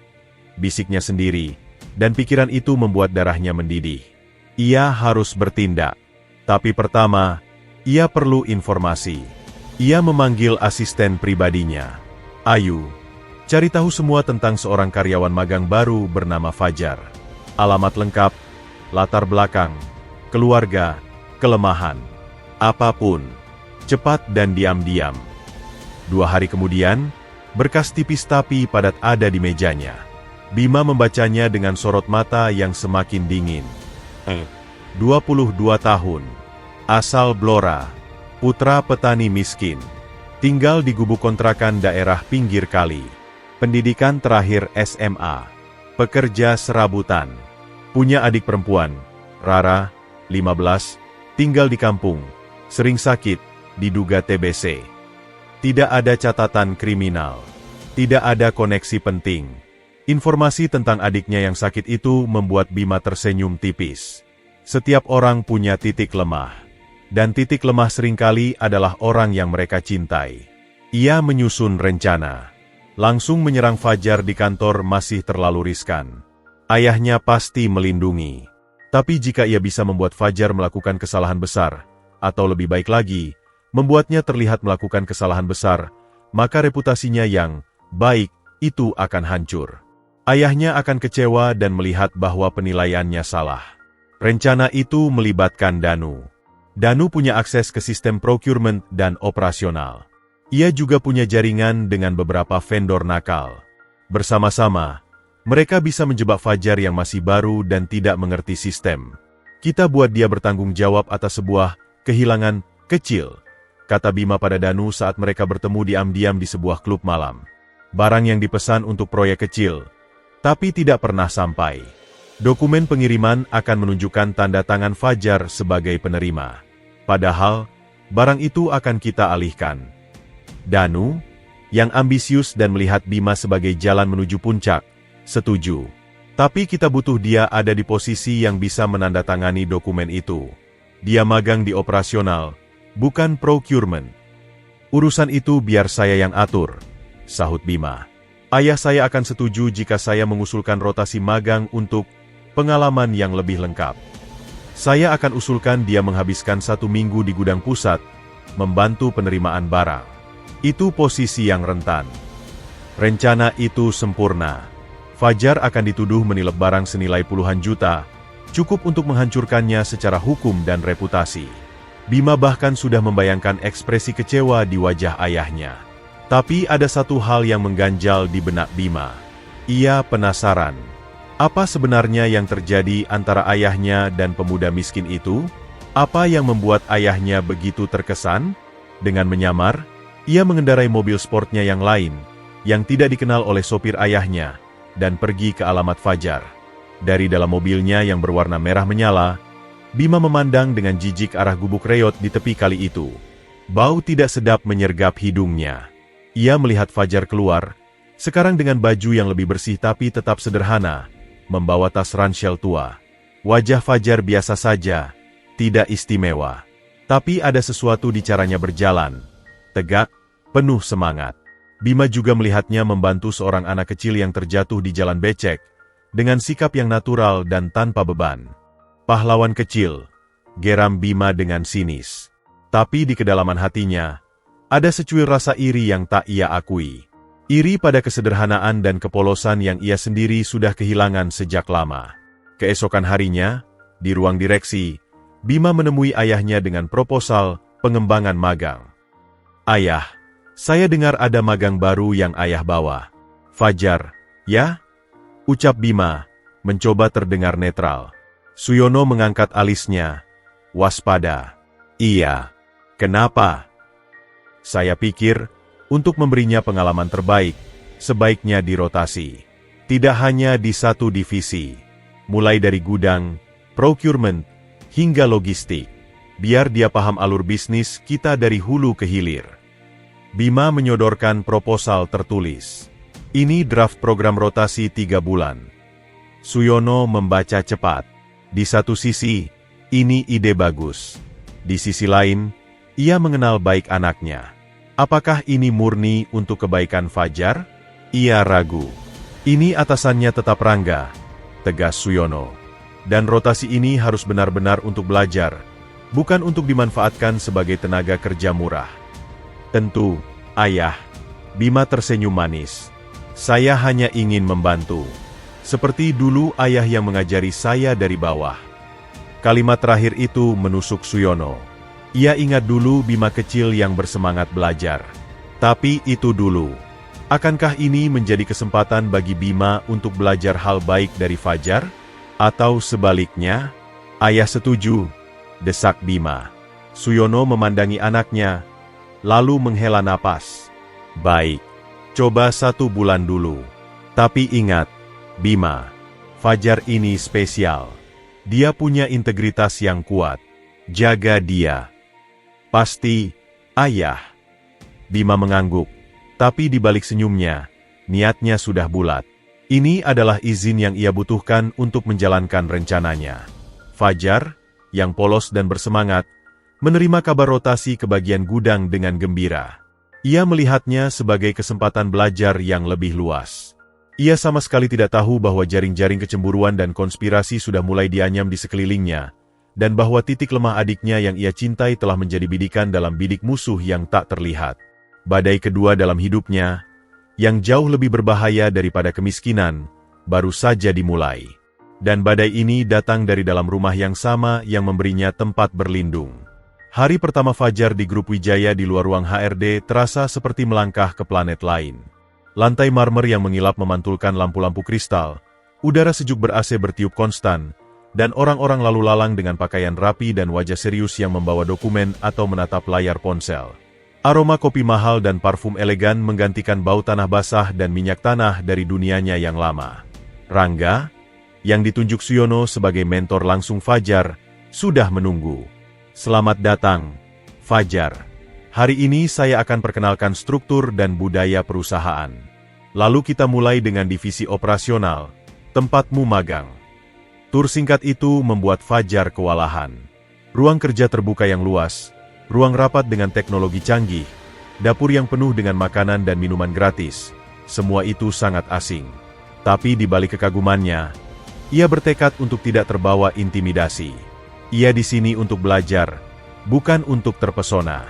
Di divisi operasional, ia disambut dengan campuran rasa penasaran dan kehati-hatian. Beberapa rekan yang lebih senior, seperti Pak Joko, 40, yang sudah 15 tahun di perusahaan, ramah dan bersedia membimbing. Mereka melihat antusiasme Fajar yang tulus. Namun, ada juga yang bersikap dingin, seperti Danu, 32, manajer procurement yang seringkali melirik Fajar dengan pandangan mengevaluasi, seolah mengukur ancaman. Pekerjaan awalnya sederhana, membantu input data pengiriman, mengecek dokumen mutasi barang, dan menemani inspeksi gudang kecil di belakang gedung. Fajar mengerjakan semuanya dengan teliti dan cepat belajar. Ia tak segan bertanya pada Pak Joko, atau siapapun yang tampak tidak sibuk. Satu hal yang ia perhatikan, ada inefisiensi kecil di beberapa prosedur, seperti duplikasi pengecekan atau dokumen yang harus dicetak berkali-kali. Ia mencatatnya di buku notes kecil, berharap bisa menyampaikannya nanti. Momen yang paling mengejutkan baginya adalah saat jam makan siang. Suyono sendiri yang datang ke meja karyawan di kantin, sebuah hal yang jarang ia lakukan, dan mengajak Fajar makan bersama di meja kecil di sudut. "Bagaimana hari pertamamu, Nak?" tanya Suyono sambil menyendok sayurnya. "Luar biasa, Kek." Pak Suyono, banyak yang harus dipelajari," jawab Fajar, masih terbata-bata dengan sebutan yang tepat. "Di luar ruangan, kamu bisa panggil saya Kek. Lebih enak," senyum Suyono. "Ceritakan, apa yang sudah kamu lihat?" Dengan hati-hati, Fajar menyebutkan beberapa hal yang ia pelajari. Lalu, ia memberanikan diri. "Sebenarnya, ada satu hal kecil, Kek. Saat proses penerimaan barang di gudang kecil, ada 3 orang yang menandatangani dokumen yang sama untuk hal yang sebenarnya bisa dilakukan 1 orang dengan cross-check lewat sistem. Itu menghabiskan waktu dan kertas." Suyono mendengarkan dengan seksama, matanya berbinar. Ia tidak langsung menjawab, tetapi bertanya balik, "Menurutmu, solusinya bagaimana?" Fajar, yang sempat berbincang dengan staf IT muda di kantin, menjawab, "Mungkin bisa dibuatkan aplikasi sederhana di tablet. Driver kirim foto barang dan dokumen. Petugas gudang cek langsung di sistem dan tanda tangani digital. 1 langkah, tapi ada bukti foto dan log digital." Saran yang sederhana, praktis, dan berbasis pada pengamatan langsung. Suyono mengangguk perlahan. "Bagus. Itulah yang sering tidak dilihat oleh orang yang sudah terlalu lama di sistem. Mereka terjebak rutinitas. Tulislah usulanmu secara rinci, dengan estimasi penghematan waktu dan biaya. Nanti kita bicarakan. Obrolan makan siang itu tidak luput dari perhatian. Dari balik rak tanaman hias, Danu mengamati dengan mata sipit. Ia segera melaporkan pada Bima via chat. Dia sudah makan siang dengan bos besar. Terlihat akrab. Dia juga usul sesuatu tentang sistem gudang. Bos besar terlihat tertarik. Bima, yang sedang berada di klub golf, membaca pesan itu dan wajahnya menjadi masam. Ia membalas, "Percepat rencana kita. Dia harus segera masuk ke gudang pusat. Karena itu, hanya dalam waktu seminggu, rotasi Fajar ke gudang pusat, yang seharusnya terjadi pada bulan kedua, dipaksakan. Alasan resminya, ada proyek stok opname besar-besaran dan butuh tenaga ekstra. Gudang pusat Grup Wijaya terletak di kawasan industri, sebuah bangunan besar dengan rak-rak tinggi yang menjulang. Suasana di sini berbeda dengan kantor pusat, lebih berisik, lebih panas, dan lebih kasar. Fajar ditugaskan di bagian penerimaan barang, ditemani seorang supervisor bernama Bayu, 35, orang yang dikontrol Danu. Hari-hari awal di gudang berjalan lancar. Fajar belajar cara memindai barcode, mencocokkan dokumen purchase order dengan barang yang datang, dan menandatangani berita acara penerimaan, BAP. Supervisor Bayu awalnya bersikap biasa saja, bahkan terkesan membimbing. Namun, Fajar mulai merasa ada yang aneh. Terkadang, Bayu menyuruhnya menandatangani BAP untuk barang yang belum sepenuhnya diperiksa. Yang penting jumlah kardusnya cocok, isinya nanti kita cek bertahap, kata Bayu. Fajar, yang teliti, selalu menolak halus. "Maaf, Mas, saya cek dulu sampelnya ya, biar sesuai prosedur." Penolakan-penolakan kecil itu membuat Bayu mulai kesal. Ia melaporkan pada Danu bahwa Fajar susah diatur. Danu menyampaikan pada Bima. Bima semakin yakin bahwa Fajar adalah batu sandungan yang harus disingkirkan. Rencana jebakan pun dimulai. Sebuah pesanan barang untuk proyek renovasi kantor cabang, berisi peralatan elektronik kecil seperti router, switch, dan harddisk eksternal senilai total sekitar 80 juta rupiah, dijadikan target. Vendor yang biasa bekerja sama, atas tekanan Danu, setuju untuk bermain. Rencananya, barang akan dikirim lengkap, namun di BAP akan dicatat bahwa ada satu kardus yang kosong atau berisi batu. Dan nantinya, setelah barang diterima dan ditandatangani Fajar, satu kardus berisi barang berharga itu akan dipindahkan secara diam-diam oleh oknum gudang dan dijual. Yang tersisa adalah kardus kosong. Dan Fajar akan menjadi tertuduh, karena dialah yang menandatangani BAP bahwa semua barang diterima lengkap. Hari H datang. Pagi itu, Bayu memberitahu Fajar bahwa ia akan ada rapat mendadak di kantor pusat. "Fajar, kamu yang tangani penerimaan barang dari vendor mitra elektronik. Ini dokumennya. Barangnya sudah sering datang, biasanya lengkap. Kamu tinggal cocokkan jumlah kardus, tanda tangan, lalu simpan di area pending. Tapi pemeriksaan isi. Yang lain akan bantu nanti. Saya harus segera ke kantor pusat," potong Bayu dengan sigap, lalu pergi. Fajar merasa tidak enak. Prosedur yang benar adalah memeriksa isi, setidaknya secara sampling. Tapi ia juga takut dianggap tidak bisa dipercaya atau menghambat kerja. Saat truk vendor datang dan kardus-kardus diturunkan, ia mencocokkan jumlahnya, 10 kardus, sesuai dokumen. Ia membawa dokumen BAP ke supir truk untuk ditandatangani. "Saya cek isinya dulu ya, Mas," kata Fajar pada helper truk. "Waduh, Mbak, kita buru-buru nih. Ini barangnya selalu sama, dari vendor yang sama," ujar helper itu meyakinkan. Fajar ragu.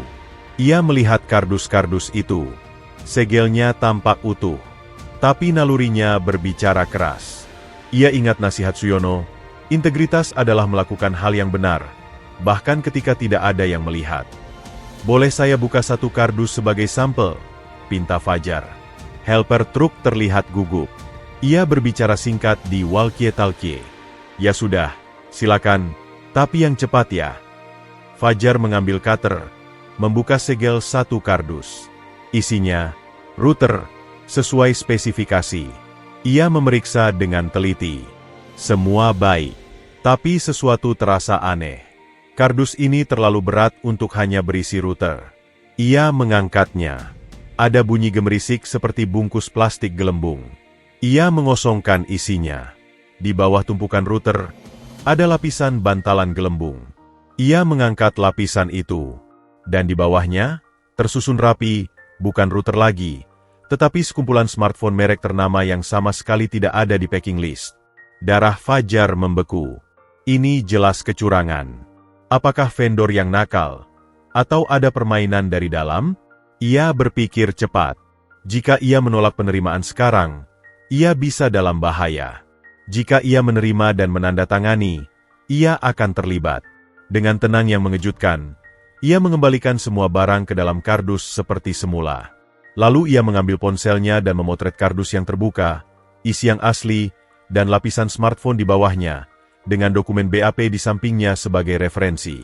Ia mengirim foto-foto itu secara diam-diam ke Rangga via WhatsApp, dengan pesan singkat, ada masalah di penerimaan barang mitra elektronik. Barang tidak sesuai. Mohon petunjuk. Kemudian, ia menghadap ke helper truk dengan wajah polos. Sepertinya ada yang tidak sesuai. Saya harus konfirmasi ke supervisor dulu. Mohon tunggu sebentar. Ia berpura-pura menelepon Bayu, lalu kembali. Maaf, harus ditolak dulu nih. Supervisor minta revisi dokumen. Helper truk itu panik dan segera menghubungi atasannya. Beberapa menit kemudian, telepon Fajar berdering. Dari nomor yang tidak dikenal. Fajar, ya? Ini Danu dari procurement. Saya dengar kamu menolak penerimaan barang dari mitra elektronik. Iya, Pak. Barangnya tidak sesuai dokumen. Sudah sering kerjasama dengan mereka. Pasti hanya salah kirim kecil. Terima saja, nanti kami urus administrasinya. Maaf, Pak, saya tidak berwenang. Prosedurnya harus ditolak jika tidak sesuai. Jawab Fajar tegas, meski jantungnya berdebar kencang. Di ujung telepon, Danu menghela napas kesal. Baik, akan saya urus. Telepon ditutup. Tidak sampai 10 menit kemudian, Rangga muncul di gudang dengan 2 orang dari internal audit. Wajah mereka serius. Tunjukkan barangnya, Fajar. Insiden itu berakhir dengan penahanan sementara supir dan helper truk, serta penyegelan seluruh kardus. Investigasi internal dimulai. Fajar merasa seperti telah melewati ranjau. Ia tidak tahu bahwa ranjau itu sengaja dipasang untuknya. Yang ia tahu, ia hampir terjebak dalam sebuah skema kotor. Malam itu, di apartemennya, Bima menerima telepon dari Danu dengan suara putus asa. Rencana gagal. Dia terlalu teliti. Malah melaporkan. Sekarang audit turun tangan. Bima melempar ponselnya ke sofa. Wajahnya merah padam. Kegagalan ini justru membuat Fajar tampak lebih hebat di mata ayahnya. Kecemburuan di hatinya membara menjadi kebencian. Jika jebakan langsung tidak berhasil, ia harus memukul lebih dalam, menyerang titik terlemah Fajar. Dan laporan tentang adiknya yang sakit itu masih terbuka di laptopnya. Pertempuran di dunia baru Fajar baru saja dimulai. Dan lawannya bukan lagi kemiskinan, tetapi iri hati dan intrik yang jauh lebih berbahaya. Ia telah lolos dari jebakan pertama, tetapi ia belum menyadari bahwa musuhnya tidak akan berhenti sampai ia hancur. Kegagalan jebakan di gudang meninggalkan bau tak sedap. Investigasi internal audit mengarah pada vendor mitra elektronik, yang akhirnya mengaku bahwa mereka dipaksa oleh seorang oknum internal untuk melakukan pengiriman curang. Nama yang disebutkan samar-samar, tetapi kecurigaan mulai mengarah ke lingkaran Danu. Suyono, yang mendapat laporan langsung dari Rangga dan kepala audit, mendiamkan masalah itu untuk sementara. Ia ingin melihat sejauh mana akar masalahnya tumbuh, dan siapa dalang sebenarnya. Tapi ia memberi peringatan keras pada Bima secara tidak langsung melalui Rangga. Semua yang tidak jujur akan terbongkar dengan sendirinya. Bima, yang merasa terpojok, menjadi semakin nekat. Kegagalan pertama justru mengasah niatnya. Ia sadar, menyerang Fajar secara langsung di ranah pekerjaan akan sulit, karena sekarang semua mata tertuju padanya. Ia perlu pendekatan yang lebih halus, lebih personal, dan lebih mematikan. Menyerang melalui orang yang Fajar cintai. Dari laporan investigasi yang ia beli secara gelap, ia mengetahui detail kondisi adik Fajar, Rara. Gadis berusia 15 tahun itu didiagnosis dengan tuberkulosis tulang yang membutuhkan biaya pengobatan panjang dan operasi. Selama ini, Fajar mengirimkan sebagian besar gajinya untuk pengobatan adiknya di puskesmas dan seorang dokter spesialis di kota kabupaten.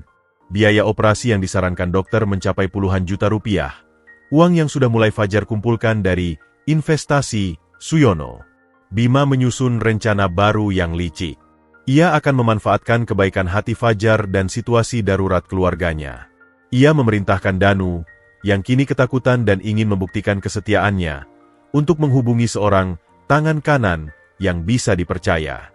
Orang itu, seorang pria berpengalaman bernama Togar, akan berperan sebagai filantropis atau donatur dari yayasan sosial fiktif. Beberapa hari kemudian, saat Fajar sedang bekerja lembur menginput data, teleponnya berdering. Dari kampung halamannya. "Kak, ini Rara." Suara adiknya terdengar lemah dan cemas. "Ra, ada apa? Kenapa suaranya gitu?" Ibu bilang, "Dokter dari kota besar mau datang ke sini besok. Katanya dari Yayasan Peduli Kesehatan. Mereka mau bantu biaya operasi aku, gratis." Fajar terdiam sejenak. Hatinya campur aduk, lega sekaligus waspada. "Yayasan apa? Siapa namanya?" Katanya, "Yayasan Bina Sehat. Mereka dapat data dari puskesmas." Kata dokternya, "Ini kesempatan langka." Tapi apa? "Mereka minta data lengkap kita, termasuk fotokopi KTP kakak, surat keterangan tidak mampu dari lurah, dan mereka minta surat kuasa dari kakak sebagai wali, biar mereka bisa urus semuanya." Lampu peringatan di kepala Fajar menyala. Mengapa mereka membutuhkan surat kuasa? Dan mengapa datanya harus melibatkan dirinya yang bekerja di Jakarta? "Jangan beri apa-apa dulu, Ra. Kakak telpon lagi nanti. Tunggu dulu." Fajar segera menelpon ibunya. Ceritanya sama. Seorang perwakilan yayasan yang sopan telah datang ke puskesmas, menawarkan bantuan penuh. Semua terdengar terlalu bagus untuk menjadi kenyataan. Di saat yang sama, Bima telah menyiapkan dokumen palsu berikutnya. Surat kuasa yang dimaksud akan dirancang sedemikian rupa sehingga tidak hanya memberi wewenang mengurus pengobatan Rara, tetapi juga secara halus mencantumkan klausul yang bisa ditafsirkan sebagai pelimpahan tanggung jawab finansial atau bahkan pengakuan hutang. Tujuannya, begitu Fajar menandatanganinya, Bima akan memiliki alat untuk memerasnya atau menjebaknya dengan tuduhan pemalsuan dokumen di kemudian hari. Fajar, yang tidak bisa meninggalkan pekerjaan, merasa terjepit. Ia ingin percaya pada kebaikan orang, tetapi pengalaman buruknya di gudang membuatnya ekstra hati-hati. Ia memutuskan untuk berkonsultasi pada satu-satunya orang yang ia percayai di kota ini, Rangga. Keesokan paginya, ia menemui Rangga di ruangannya. "Pak Rangga, boleh saya minta nasihat tentang sesuatu di luar pekerjaan?" Rangga yang sudah mendapat instruksi diam-diam dari Suyono untuk melindungi Fajar, mengangguk serius. "Silakan, Fajar." Fajar menceritakan tentang tawaran yayasan untuk adiknya. Rangga langsung curiga. Sebagai orang yang telah lama di dunia bisnis, ia tahu bahwa bantuan tiba-tiba seringkali ada udang di balik batu. "Jangan tanda tangani apapun, Fajar," nasihat Rangga. "Kalau memang yayasan itu benar, mereka tidak perlu surat kuasa yang rumit. Biasanya cukup persetujuan keluarga." Ini mencurigakan. "Tapi saya tidak ada di sana, Pak. Saya khawatir kalau saya halangi, adik saya kehilangan kesempatan." "Begini," kata Rangga, berpikir cepat. "Saya punya kenalan di Dinas Sosial Provinsi Jawa Tengah. Saya bisa minta tolong dia untuk mengecek keberadaan dan rekam jejak yayasan ini. Sementara itu, kamu minta keluarga untuk menunda, bilang sedang mengurus administrasi dari sini. Jangan beri data apapun." Bantuan Rangga seperti oase di tengah kebingungan. Fajar setuju. Namun, Bima yang mengetahui bahwa Fajar mendekati Rangga melalui mata-mata kecilnya, menjadi semakin geram. Ia memerintahkan Togar untuk meningkatkan tekanan. Keesokan harinya, Togar menghubungi ibu Fajar lagi, kali ini dengan nada sedikit memaksa. "Bu, ini program terbatas. Kalau tidak segera diproses, kuota bisa pindah ke penerima lain. Kami butuh surat kuasa dari Mas Fajar besok. Kami bisa faks formulirnya. Dia tinggal tanda tangan dan kirim balik. Ibu Fajar yang khawatir akan kesehatan anaknya, menghubungi Fajar dengan panik. "Dek, gimana?" Kata mereka besok batas waktunya. Katanya ada anak lain yang juga butuh. Fajar merasa terpojok. Di satu sisi, logika dan nasihat Rangga mengatakan ini jebakan. Di sisi lain, hati seorang kakak tidak tega membiarkan adiknya menderita jika ada secuil harapan bahwa bantuan itu nyata. Malam itu, di gubuknya yang kini sudah lebih layak setelah ia perbaiki perlahan, Fajar berdoa dan merenung. Ia teringat pada kakek Suyono. Apa yang akan beliau lakukan? Ia yakin Suyono akan memilih untuk berhati-hati dan menyelidiki. Tapi Suyono punya kekuasaan dan jaringan. Ia tidak. Kemudian, sebuah ide sederhana muncul. Ia menelepon saudara sepupunya yang bekerja di warnet di kota kabupaten. "Ton, tolong cari di internet tentang Yayasan Bina Sehat. Alamat, website, nomor telepon, berita apapun tentang mereka." Beberapa jam kemudian, hasilnya nihil. Tidak ada yayasan dengan nama itu yang tercatat dalam database yayasan terdaftar atau muncul di berita kegiatan sosial. Peringatan itu semakin nyata. Fajar kemudian melakukan langkah berani. Ia menghubungi langsung perwakilan yayasan yang meninggalkan nomor pada ibunya. Dengan suara tenang, ia berpura-pura tertarik. "Maaf, saya Fajar, saudara Rara. Saya dengar yayasan Bapak Ibu mau bantu adik saya. Terima kasih banyak. Untuk mempercepat, boleh saya langsung kirim dokumen yang dibutuhkan via email? Saya bisa scan KTP dan surat kuasa." Di seberang telepon, Togar terkecoh. "Oh, baik sekali, Mas. Silakan. Ini email saya." Ia memberikan alamat email. Fajar segera memberitahu Rangga tentang email itu. Rangga, bekerja sama dengan tim IT kepercayaan Suyono, melacak alamat email tersebut. Hasilnya mengejutkan. Email itu terdaftar atas nama perusahaan Shell yang pernah berurusan dengan salah satu vendor tidak tetap Grup Wijaya, vendor yang dikendalikan Danu. Rantai itu mulai terhubung. Rangga segera melapor pada Suyono. Wajah Suyono menjadi dingin mendengar laporan itu. Ia sekarang yakin bahwa anaknya lah dalang di balik semua ini. Rasa sakit sebagai seorang ayah lebih dalam dari kemarahan sebagai seorang pemimpin. "Jangan beritahu Fajar dulu tentang keterlibatan Bima," instruksi Suyono pada Rangga. "Tapi bantu dia untuk mengamankan adiknya. Kirim tim medis kepercayaan kita ke Blora untuk memeriksa Rara. Biayanya saya tanggung. Dan untuk yayasan, itu biarkan mereka terus beraksi. Kita akan menjebak si dalang." Rencana Suyono adalah membiarkan Bima terus menjalankan skemanya, sambil mengumpulkan bukti yang tak terbantahkan. Ini akan menjadi pelajaran terakhir, atau pukulan terakhir, bagi putranya. Fajar, yang tidak tahu pertarungan besar di balik layar, hanya lega karena mendapat dukungan penuh dari Rangga dan, tanpa ia sadari, Suyono. Ia mengirim pesan pada ibunya, "Ibu, tolong bilang pada yayasan itu, bahwa saya sedang mengurus surat kuasa di notaris. Butuh waktu 3 hari. Minta mereka tunggu." Pesan itu adalah umpan untuk melihat reaksi mereka. Dan reaksi itu datang cepat. Marah dan ancaman halus bahwa bantuan akan dicabut. Sikap itu semakin mengkonfirmasi niat jahat mereka. Jebakan demi tahta semakin mengerucut. Bima, yang merasa rencananya berjalan mulus, tidak tahu bahwa dirinya lah yang sedang berjalan masuk ke dalam perangkap yang dipasang oleh ayahnya sendiri. Sementara Fajar, di tengah badai tipu muslihat, tetap berpegang pada prinsipnya, kehati-hatian dan perlindungan pada keluarga. Ia mungkin tidak tahu semua detail konspirasi, tetapi intuisinya yang tajam, yang diasah oleh kehidupan keras, telah menyelamatkannya sekali lagi. Namun, pertarungan ini belum berakhir. Masalah di kampung masih menggantung, dan ancaman terhadap adiknya nyata. Ia harus tetap waspada, karena dalam permainan tahta ini, keluarga adalah bidak yang paling sering dikorbankan.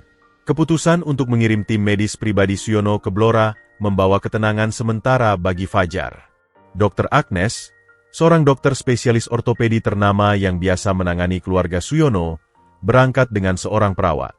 Laporan awal yang dikirim via Rangga menggambarkan kondisi Rara yang memang membutuhkan operasi segera, namun kondisinya masih bisa distabilkan dengan obat-obatan khusus selama beberapa minggu ke depan. Kabar itu melegakan Fajar. Setidaknya, ada waktu untuk berpikir jernih tanpa tekanan deadline palsu dari Yayasan Bodong. Sementara itu, di perusahaan, dampak dari insiden gudang mulai muncul. Bima, yang merasa rencana lewat yayasan, mulai goyah karena sikap hati-hati Fajar, memutuskan untuk membidik dari dalam lagi, namun kali ini lebih halus dan beracun, merusak reputasi Fajar dengan cara yang sulit dibuktikan. Divisi tempat Fajar magang, operasional, memiliki proyek penting, pengiriman peralatan teknologi ke sekolah-sekolah binaan perusahaan. Proyek bernilai total 2 miliar rupiah ini sudah berjalan lancar. Namun, dalam laporan progres yang harus diserahkan ke direksi, ada sebuah item yang hilang. Satu unit server kecil bernilai sekitar 85 juta rupiah.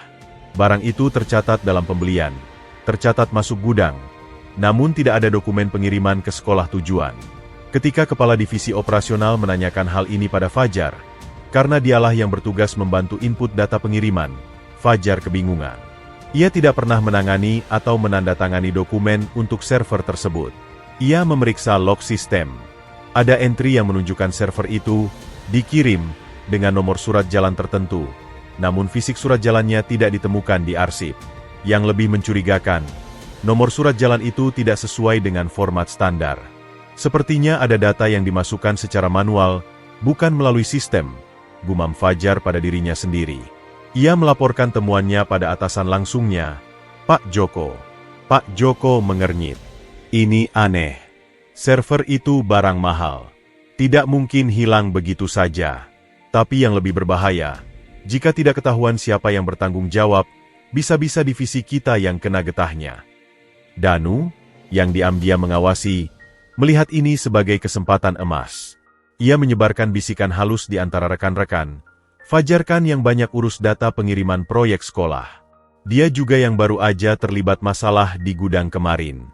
Jangan-jangan ada yang disembunyikan. Bisikan itu sampai ke telinga Fajar.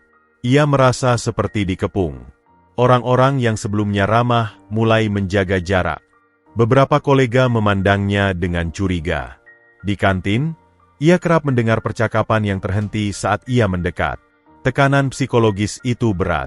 Ia merasa dikhianati, tetapi tidak tahu oleh siapa. Di satu sisi, ia ingin membela diri habis-habisan. Di sisi lain, ia tidak punya bukti untuk menunjuk siapa pelakunya. Puncaknya adalah saat rapat rutin mingguan divisi. Kepala divisi, Pak Anton, membahas masalah server yang hilang dengan wajah muram. Ini adalah kelalaian yang serius. Saya perlu penjelasan dari siapapun yang terlibat dalam proses ini. Jika tidak ada yang mengaku, kita harus lakukan audit menyeluruh, dan konsekuensinya bisa sampai pemutusan hubungan kerja. Semua mata tertuju pada Fajar, karena dialah anggota termuda dan yang paling baru menangani data. Suasana ruangan terasa pengap. Fajar bangkit dari kursinya. Tangannya berkeringat, tetapi suaranya ia kendalikan agar tidak bergetar. Pak Anton, saya Fajar. Saya telah memeriksa semua data yang terkait dengan server itu. Menurut log sistem, entry pengiriman dilakukan pada tanggal 15 lalu, pukul 18.30. Pada jam itu, saya sudah pulang. Bukti absen digital saya bisa ditunjukkan. Kedua, nomor surat jalannya tidak sesuai format. Format yang benar harusnya SJOP 2024 XXX. Tapi yang ini tertulis SJMen 2024Y. Itu adalah format untuk divisi lain. Ketiga, tidak ada tanda tangan fisik dari petugas gudang atau logistik pada dokumen tersebut, hanya scan tanda tangan elektronik yang menurut saya agak aneh. Ia menjatuhkan bom kecil. Saya sudah coba telusuri. Ternyata, akses untuk membuat entry manual dengan nomor surat jalan khusus itu hanya dimiliki oleh beberapa orang dengan level akses tertentu. Salah satunya adalah Manajer Danu dari Divisi Procurement. Ruang rapat mendadak senyap. Semua mata beralih ke Danu yang duduk di ujung meja. Wajahnya pucat. Itu fitnah. Danu membanting meja, berdiri. Kamu hanya magang. Berani-beraninya menuduh senior. Saya tidak menuduh. Pak Danu. Saya hanya menyampaikan fakta berdasarkan data sistem, balas Fajar dengan tenang, meski jantungnya berdebar kencang. Dan sebagai orang yang dituduh secara tidak langsung, saya merasa berhak mencari kebenaran. Pertengkaran itu dicegah oleh Pak Anton. Cukup. Ini akan diselidiki secara internal. Fajar, Danu, kalian berdua sementara waktu tidak menangani proyek sekolah. Tim audit akan turun tangan. Fajar keluar dari ruangan dengan perasaan campur aduk. Lega karena telah berbicara, tetapi juga cemas karena kini ia telah secara terbuka membuat musuh yang berpengaruh. Keesokan harinya, Rangga memanggilnya. Fajar, kamu berani. Tapi itu berisiko. Sekarang kamu punya musuh yang jelas. Saya hanya melakukan apa yang saya pikir benar, Pak, jawab Fajar. Pak Suyono tahu kejadian ini. Beliau memujimu, tapi beliau juga ingin kamu belajar. Terkadang, kebenaran butuh strategi untuk disampaikan. Kamu bisa saja datang langsung pada saya atau Pak Suyono dengan bukti itu, tanpa harus mengkonfrontasi di rapat umum. Fajar menunduk. Saya tidak berpikir sejauh itu, Pak. Saat itu, saya merasa harus membersihkan nama saya langsung. Itu bisa dimaklumi, Rangga mengangguk. Sekarang, ada tugas lain untukmu. Pak Suyono ingin kamu melihat sisi lain perusahaan. Kamu akan ditugaskan sementara ke Divisi Corporate Social Responsibility, CSR. Di sana, kamu akan menangani program beasiswa dan bantuan untuk masyarakat sekitar. Mungkin di sana kamu bisa melihat bahwa perusahaan ini bukan hanya tentang intrik, tetapi juga tentang memberi kembali. Fajar menerima tugas itu dengan hati ringan. Mungkin ini adalah pelarian yang ia butuhkan dari tekanan di divisi operasional. Divisi CSR terletak di lantai yang lebih rendah, lebih sederhana, namun penuh dengan semangat yang berbeda. Staf-stafnya idealis dan ramah. Fajar ditugaskan untuk mendata ulang penerima beasiswa dari keluarga tidak mampu di sekitar kawasan industri. Ia harus mendatangi rumah-rumah mereka, mewawancarai, dan memverifikasi kebutuhan. Pekerjaan itu membawanya kembali ke akarnya, bertemu dengan orang-orang sederhana yang berjuang. Ia melihat seorang ibu janda yang membiayai 3 anak sekolah dengan berjualan gorengan, seorang ayah yang cacat namun bersemangat menyekolahkan anaknya hingga kuliah. Cerita-cerita itu mengingatkannya pada dirinya sendiri, pada keluarganya. Di tengah kesibukannya, suatu sore ia menerima telepon dari Dr. Agnes di Blora. Fajar, kondisi Rara sudah stabil. Kami sudah jadwalkan operasi 3 minggu lagi. Tapi ada hal lain. Ibu kamu bercerita, ada orang yang masih menanyakan soal bantuan yayasan itu. Mereka bahkan menawarkan uang tunai langsung jika kamu mau tanda tangan surat kuasa. Ibu bilang kamu sedang di luar kota, tapi mereka tampaknya tidak percaya. Fajar menghela napas. Tekanan dari yayasan masih berlanjut. Ia menyampaikan hal ini pada Rangga. Rangga tersenyum dingin. Jangan khawatir. Kami sudah mengidentifikasi mereka. Dan kami sudah siapkan hadiah untuk mereka. Yang tidak diketahui Fajar adalah Suyono telah menginstruksikan tim keamanannya untuk mengawasi Togar dan kawan-kawan. Bahkan, mereka telah menyiapkan rekaman percakapan telepon antara Togar dan seseorang yang disebutnya bos muda, yang suaranya sangat mirip dengan Bima. Integritas Fajar telah diuji 2 kali. Pertama dengan menolak skema kotor di gudang, kedua dengan berani menyuarakan kecurigaan di rapat meski berisiko. Setiap ujian itu membawanya lebih dekat pada inti perusahaan, dan sekaligus lebih dalam ke dalam konflik tersembunyi yang menggerogotinya dari dalam. Malam itu, Fajar menulis di jurnal pribadinya, hidup di sini seperti berjalan di lapisan es tipis. Di bawah permukaan yang tampak tenang, ada arus kuat yang ingin menenggelamkanmu. Tapi aku tidak akan berubah. Jika aku harus jatuh, aku akan jatuh karena memegang apa yang benar, bukan karena mengikuti apa yang mudah. Ia tidak tahu bahwa es itu sebentar lagi akan pecah, dan semua yang tersembunyi di bawahnya akan terungkap ke permukaan dalam sebuah konfrontasi yang tak terhindarkan. Ujian ketiganya akan datang bukan sebagai skema tersembunyi, tetapi sebagai kebenaran telanjang yang harus dihadapi oleh semua pihak, termasuk dirinya, Suyono, dan terutama Bima. 5 hari setelah insiden rapat, atmosfer di grup Wijaya terasa seperti udara sebelum badai. Berat, sunyi, dan penuh dengan listrik statis yang tak terlihat. Fajar, yang kini aktif di divisi CSR, mendapat kabar bahwa Pak Suyono ingin bertemu dengannya secara pribadi di apartemen pribadinya, bukan di kantor. Ini permintaan yang tidak biasa. Malam itu, dengan diantar Rangga, Fajar memasuki apartemen mewah di lantai paling atas sebuah bangunan premium. Interiornya elegan namun tidak norak, dipenuhi karya seni tradisional Indonesia dan buku-buku tebal. Suyono menyambutnya dengan senyuman hangat, namun mata beliau terlihat lelah dan penuh beban. "Fajar, mari duduk. Mau minum apa?" "Air putih saja, Kek." Mereka duduk di balkon yang menghadap ke gemerlap kota. Suasana hening untuk sesaat, hanya diisi oleh desir angin malam. "Fajar," mulai Suyono, suaranya berat. "Aku sudah menerima laporan lengkap dari audit internal dan dari tim investigasi kecil yang aku bentuk sendiri. Tentang server yang hilang, tentang yayasan palsu di Blora, tentang upaya menjebakmu di gudang, semua sudah jelas." Fajar meneguk airnya, menunggu kelanjutan. Danu telah mengakui segala perannya. Tapi dia bukan dalang. Dia hanya pion yang takut dan serakah. Suyono memandang Fajar dalam-dalam. "Dalangnya adalah anakku sendiri, Bima." Meski sudah ada firasat, mendengar pengakuan langsung itu tetap seperti pukulan di dada Fajar. Ia melihat rasa sakit yang dalam di wajah Suyono, lebih menyakitkan daripada kemarahan. "Ayah."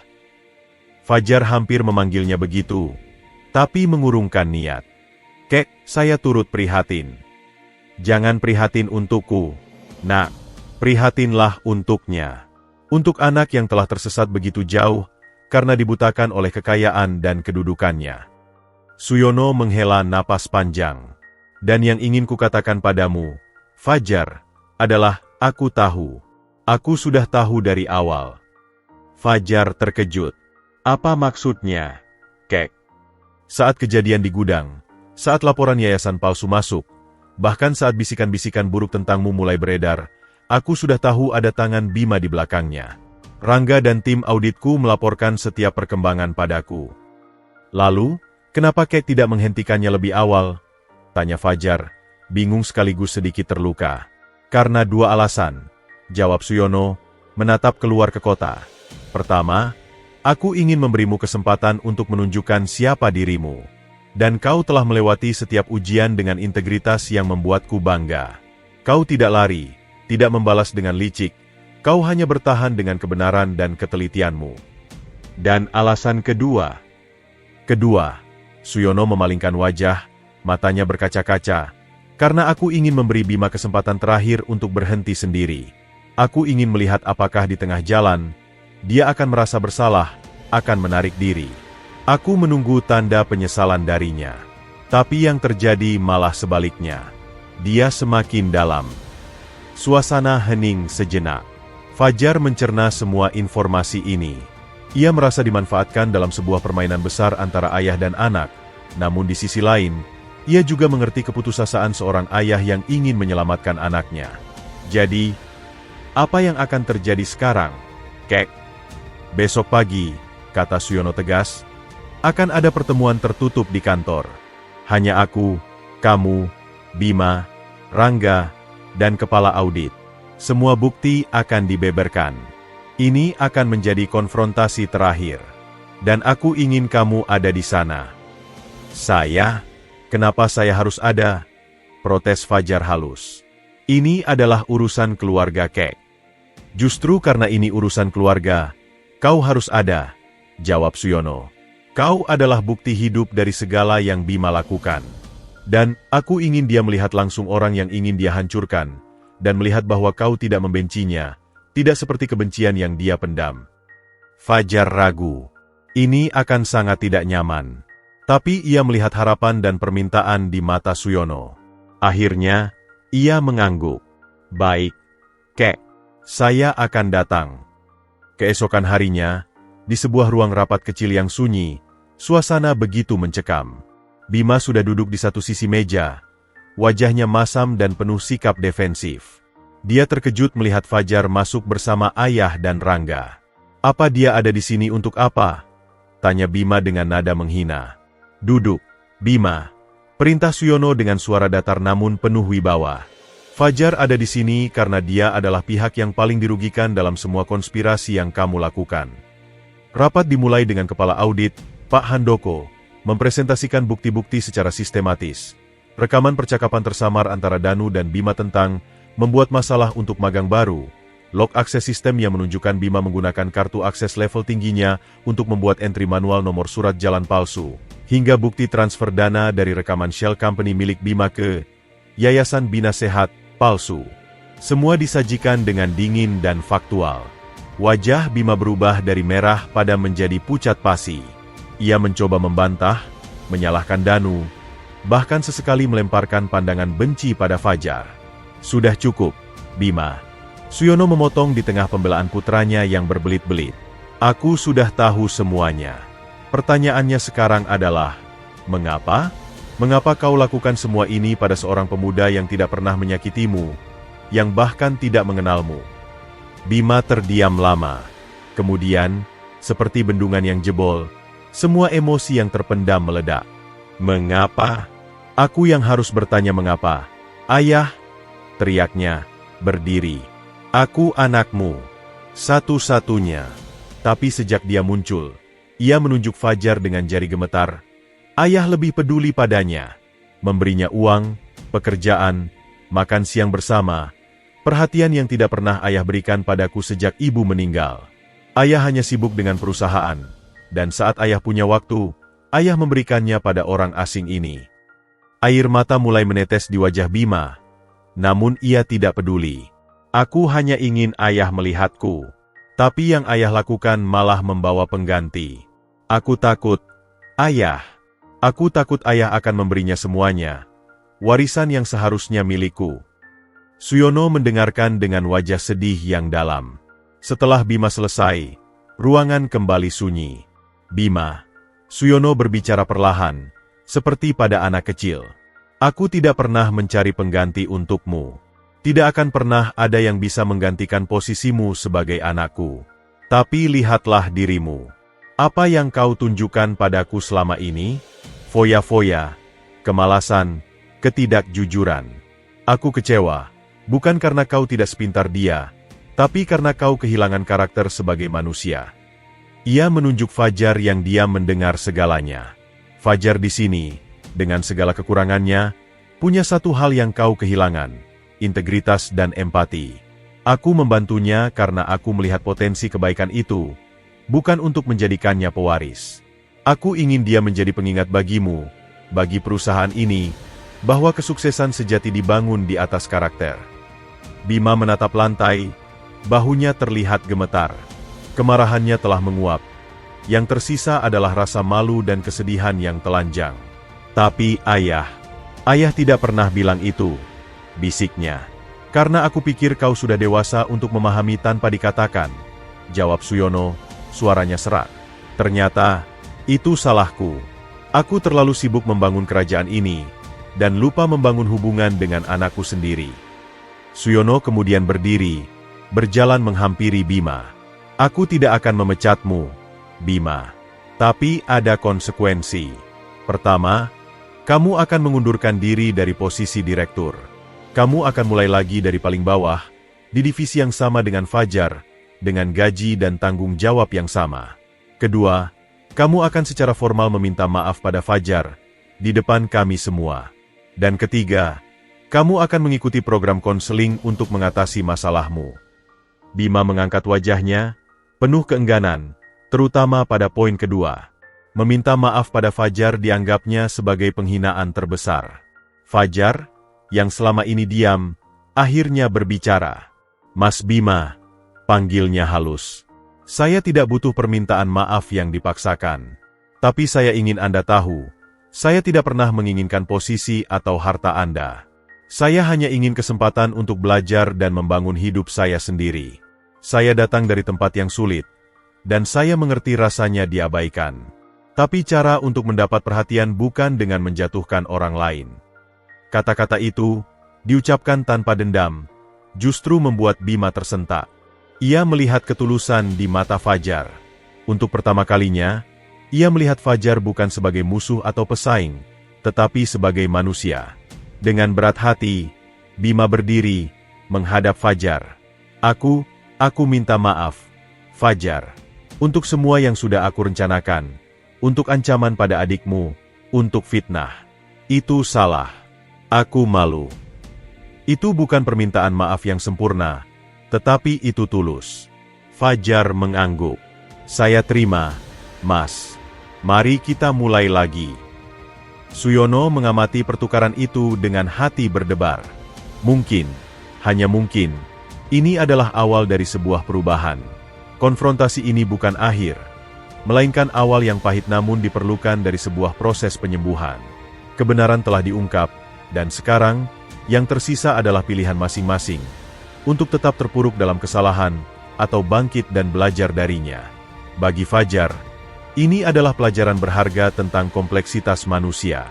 Bagi Bima, ini adalah kesempatan kedua yang hampir hilang. Dan bagi Suyono, ini adalah sebuah harapan bahwa keluarganya dan perusahaannya masih bisa diselamatkan. Konfrontasi di ruang rapat itu bukanlah sebuah akhir, melainkan sebuah pembedahan yang menyakitkan namun diperlukan. Luka lama dibuka, nanah dikeluarkan, dan kini proses penyembuhan yang lambat bisa dimulai. Namun, beberapa jam setelah pertemuan itu, di keheningan apartemen Suyono, barulah dampak emosional yang sebenarnya menyergapnya. Suyono berdiri di depan foto besar istrinya, almarhum Retno, yang tersenyum lembut dari dalam bingkai kayu jati. Retno, bisiknya, suaranya parau oleh beban yang tak terbendung. Aku gagal. Gagal menjaga janjiku untuk membesarkan Bima menjadi pria yang bisa kau banggakan.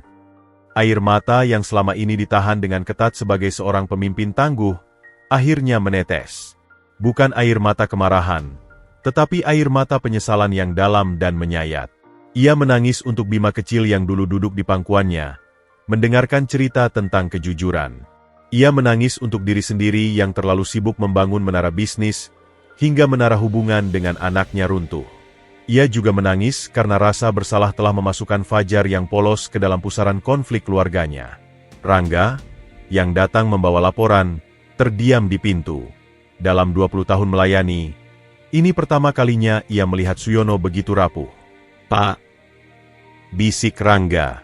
Suyono mengusap air matanya dengan cepat, berusaha kembali tegar. "Apa ada perkembangan, Rangga?" "Danu sudah mengundurkan diri. Tim audit sedang menyelesaikan laporan final. Dan, yang Master Bima ada di luar. Mau masuk." Suyono menarik napas dalam. "Suruh dia masuk." Bima masuk dengan langkah berat. Matanya bengkak. Wajahnya menunjukkan kelelahan jiwa. Ia melihat ayahnya yang masih berdiri di depan foto ibunya. Adegan itu membuat hatinya terasa seperti diremas. "Ayah." Suaranya hampir tak terdengar. "Bima." Suyono menoleh. Tidak ada lagi kemarahan di wajahnya, hanya kesedihan yang dalam. "Apa yang kau butuhkan?" "Bukan apa yang aku butuhkan, Ayah. Tapi apa yang ingin aku katakan." Bima berjalan mendekat, berdiri di samping ayahnya, juga menatap foto ibunya. "Tadi, setelah keluar dari ruang rapat, aku tidak pulang. Aku pergi ke taman tempat dulu ibu sering mengajakku main." Ia terdiam sejenak, mengumpulkan keberanian. "Aku duduk di sana lama. Dan tiba-tiba aku ingat sesuatu. Dulu, saat aku masih SD, aku pernah mengambil uang dari dompet ibu tanpa bilang, untuk beli mainan. Ibu tahu. Tapi ibu tidak marah. Ibu hanya bilang, 'Bima, lebih baik kita menangis karena kejujuran yang menyakitkan, daripada tertawa karena kebohongan yang sementara.' Aku tidak paham waktu itu. Tapi tadi, aku paham." Air mata kembali menggenang di mata Bima. "Ayah, aku minta maaf. Bukan karena disuruh. Tapi karena aku sadar, aku sudah menjadi kebohongan yang selama ini aku jalani. Aku membohongi diri sendiri bahwa aku hebat karena harta ayah. Aku membohongi ayah dengan pura-pura bisa memimpin. Dan yang paling buruk, aku mencoba menghancurkan seseorang hanya karena dia menunjukkan pada ayah tentang kejujuran yang seharusnya aku miliki." Suyono mendengarkan, hatinya tersentuh. Ini adalah penyesalan yang datang dari dalam, bukan karena paksaan. Aku tidak akan menyia-nyiakan kesempatan kedua ini, Ayah. Aku akan mulai dari bawah. Aku akan belajar. Dan, aku berharap suatu hari nanti, Ayah bisa melihat aku bukan lagi sebagai anak yang mengecewakan, tapi sebagai seseorang yang berusaha menjadi lebih baik. Suyono meletakkan tangannya di bahu Bima. Sebuah sentuhan yang sudah lama tidak ia berikan. Nak, seorang ayah tidak pernah berhenti melihat anaknya sebagai anaknya. Kecewa, iya. Tapi berhenti mencintai? Tidak pernah. Ibu MU pasti akan bangga mendengar kata-katamu tadi. Dan ayah juga bangga, karena akhirnya kau menemukan jalan pulang. Mereka berpelukan. Pelukan pertama yang tulus setelah bertahun-tahun terpisah oleh ego, kesibukan, dan kesalahpahaman. Di pelukan itu, Bima menangis seperti anak kecil, melepas semua beban dan topeng yang ia kenakan selama ini. Suyono memeluknya erat, merasakan tangisan anaknya sebagai sebuah pembersihan jiwa. 2 minggu kemudian, perubahan mulai terlihat. Bima, sesuai konsekuensinya, mulai bekerja di divisi CSR bersama Fajar. Hari pertamanya canggung. Ia yang terbiasa dengan setelan jas, kini memakai kemeja sederhana dan celana chino. Ia yang biasa memberi perintah, kini harus belajar dari Fajar dan staf lainnya. Awalnya, sikapnya masih kaku dan malu. Namun, Fajar menyambutnya dengan terbuka, tanpa dendam. Saat mereka bersama-sama mengunjungi keluarga penerima beasiswa di sebuah daerah kumuh, Bima terpana. Ia melihat langsung kehidupan yang selama ini hanya ia lihat dari jendela mobil mewah. Ia melihat seorang ibu yang matanya berbinar karena anaknya bisa terus sekolah berkat bantuan perusahaan. Ia melihat semangat hidup yang tak padam oleh kemiskinan. Sulit dipercaya, ya? Kata Fajar suatu sore saat mereka beristirahat usai mendata. Mereka punya begitu sedikit, tapi bisa bersyukur untuk hal-hal kecil. Bima mengangguk, sulit berkata-kata. Selama ini, aku hanya memikirkan apa yang tidak aku punya. Aku iri pada ayah, iri padamu. Aku tidak pernah melihat orang-orang seperti ini. Mereka membuatku merasa sangat kecil. Itu awal yang baik, Mas, ujar Fajar. Merasakan kecil berarti kita siap untuk belajar menjadi besar, bukan dalam harta, tapi dalam hati. Perlahan-lahan, Bima mulai berubah. Ia belajar mendengarkan, belajar rendah hati, dan belajar bekerja keras. Ia bahkan menggunakan keahliannya yang selama ini terbuang, kemampuan analisis pasar, untuk membantu divisi CSR merancang program pemberdayaan masyarakat yang lebih sustainable, bukan sekadar bantuan charity. Suyono, dari jauh, mengamati perubahan itu dengan hati yang mulai tenang. Ia juga memenuhi janjinya pada Fajar. Operasi Rara berjalan sukses. Gadis itu sekarang dalam masa pemulihan yang baik. Suyono bahkan membiayai renovasi kecil rumah keluarga Fajar di Blora dan menyekolahkan Rara di sebuah sekolah yang lebih baik. Suatu malam, Suyono mengundang Fajar dan Bima makan malam di apartemennya. Saat dessert dihidangkan, Suyono mengeluarkan 2 buah map. Untukmu, Fajar. Ia memberikan map pertama. Ini adalah surat rekomendasi dan beasiswa penuh untuk program S1 manajemen di universitas ternama. Kamu bisa kuliah sambil tetap bekerja paruh waktu di sini. Dan ini, ia menepuk map itu, bukan hadiah. Ini adalah pengakuan atas kerja keras dan integritasmu. Kau telah membayar hutang MU dengan menjadi teladan yang lebih berharga daripada uang. Fajar menerima map itu dengan tangan gemetar. Matanya berkaca-kaca. Terima kasih, Kek. Saya tidak akan mengecewakan. Dan untukmu, Bima. Map kedua diberikan. Ini adalah proposal untuk proyek sosial baru, Wijaya Bangun Negeri. Sebuah unit usaha sosial yang bertujuan memberdayakan UMKM dan penyandang disabilitas. Aku ingin kamu yang memimpinnya, dengan Fajar sebagai wakilmu. Bima terkejut. Tapi ayah, aku baru mulai. Apakah aku layak? Kau layak karena kau mau belajar. Dan karena kau punya Fajar di sampingmu. Belajar dari dia. Belajar dari masyarakat. Bangunlah sesuatu yang membuat ibumu tersenyum di surga. Malam itu, di balkon yang sama, ketiganya berdiri memandang kota. Bima memecah keheningan. Ayah, Fajar, aku punya usul. Untuk proyek ini, aku tidak mau gaji direktur. Bayarku nanti saja kalau proyek ini sudah benar-benar menguntungkan bagi orang banyak, bukan bagi perusahaan.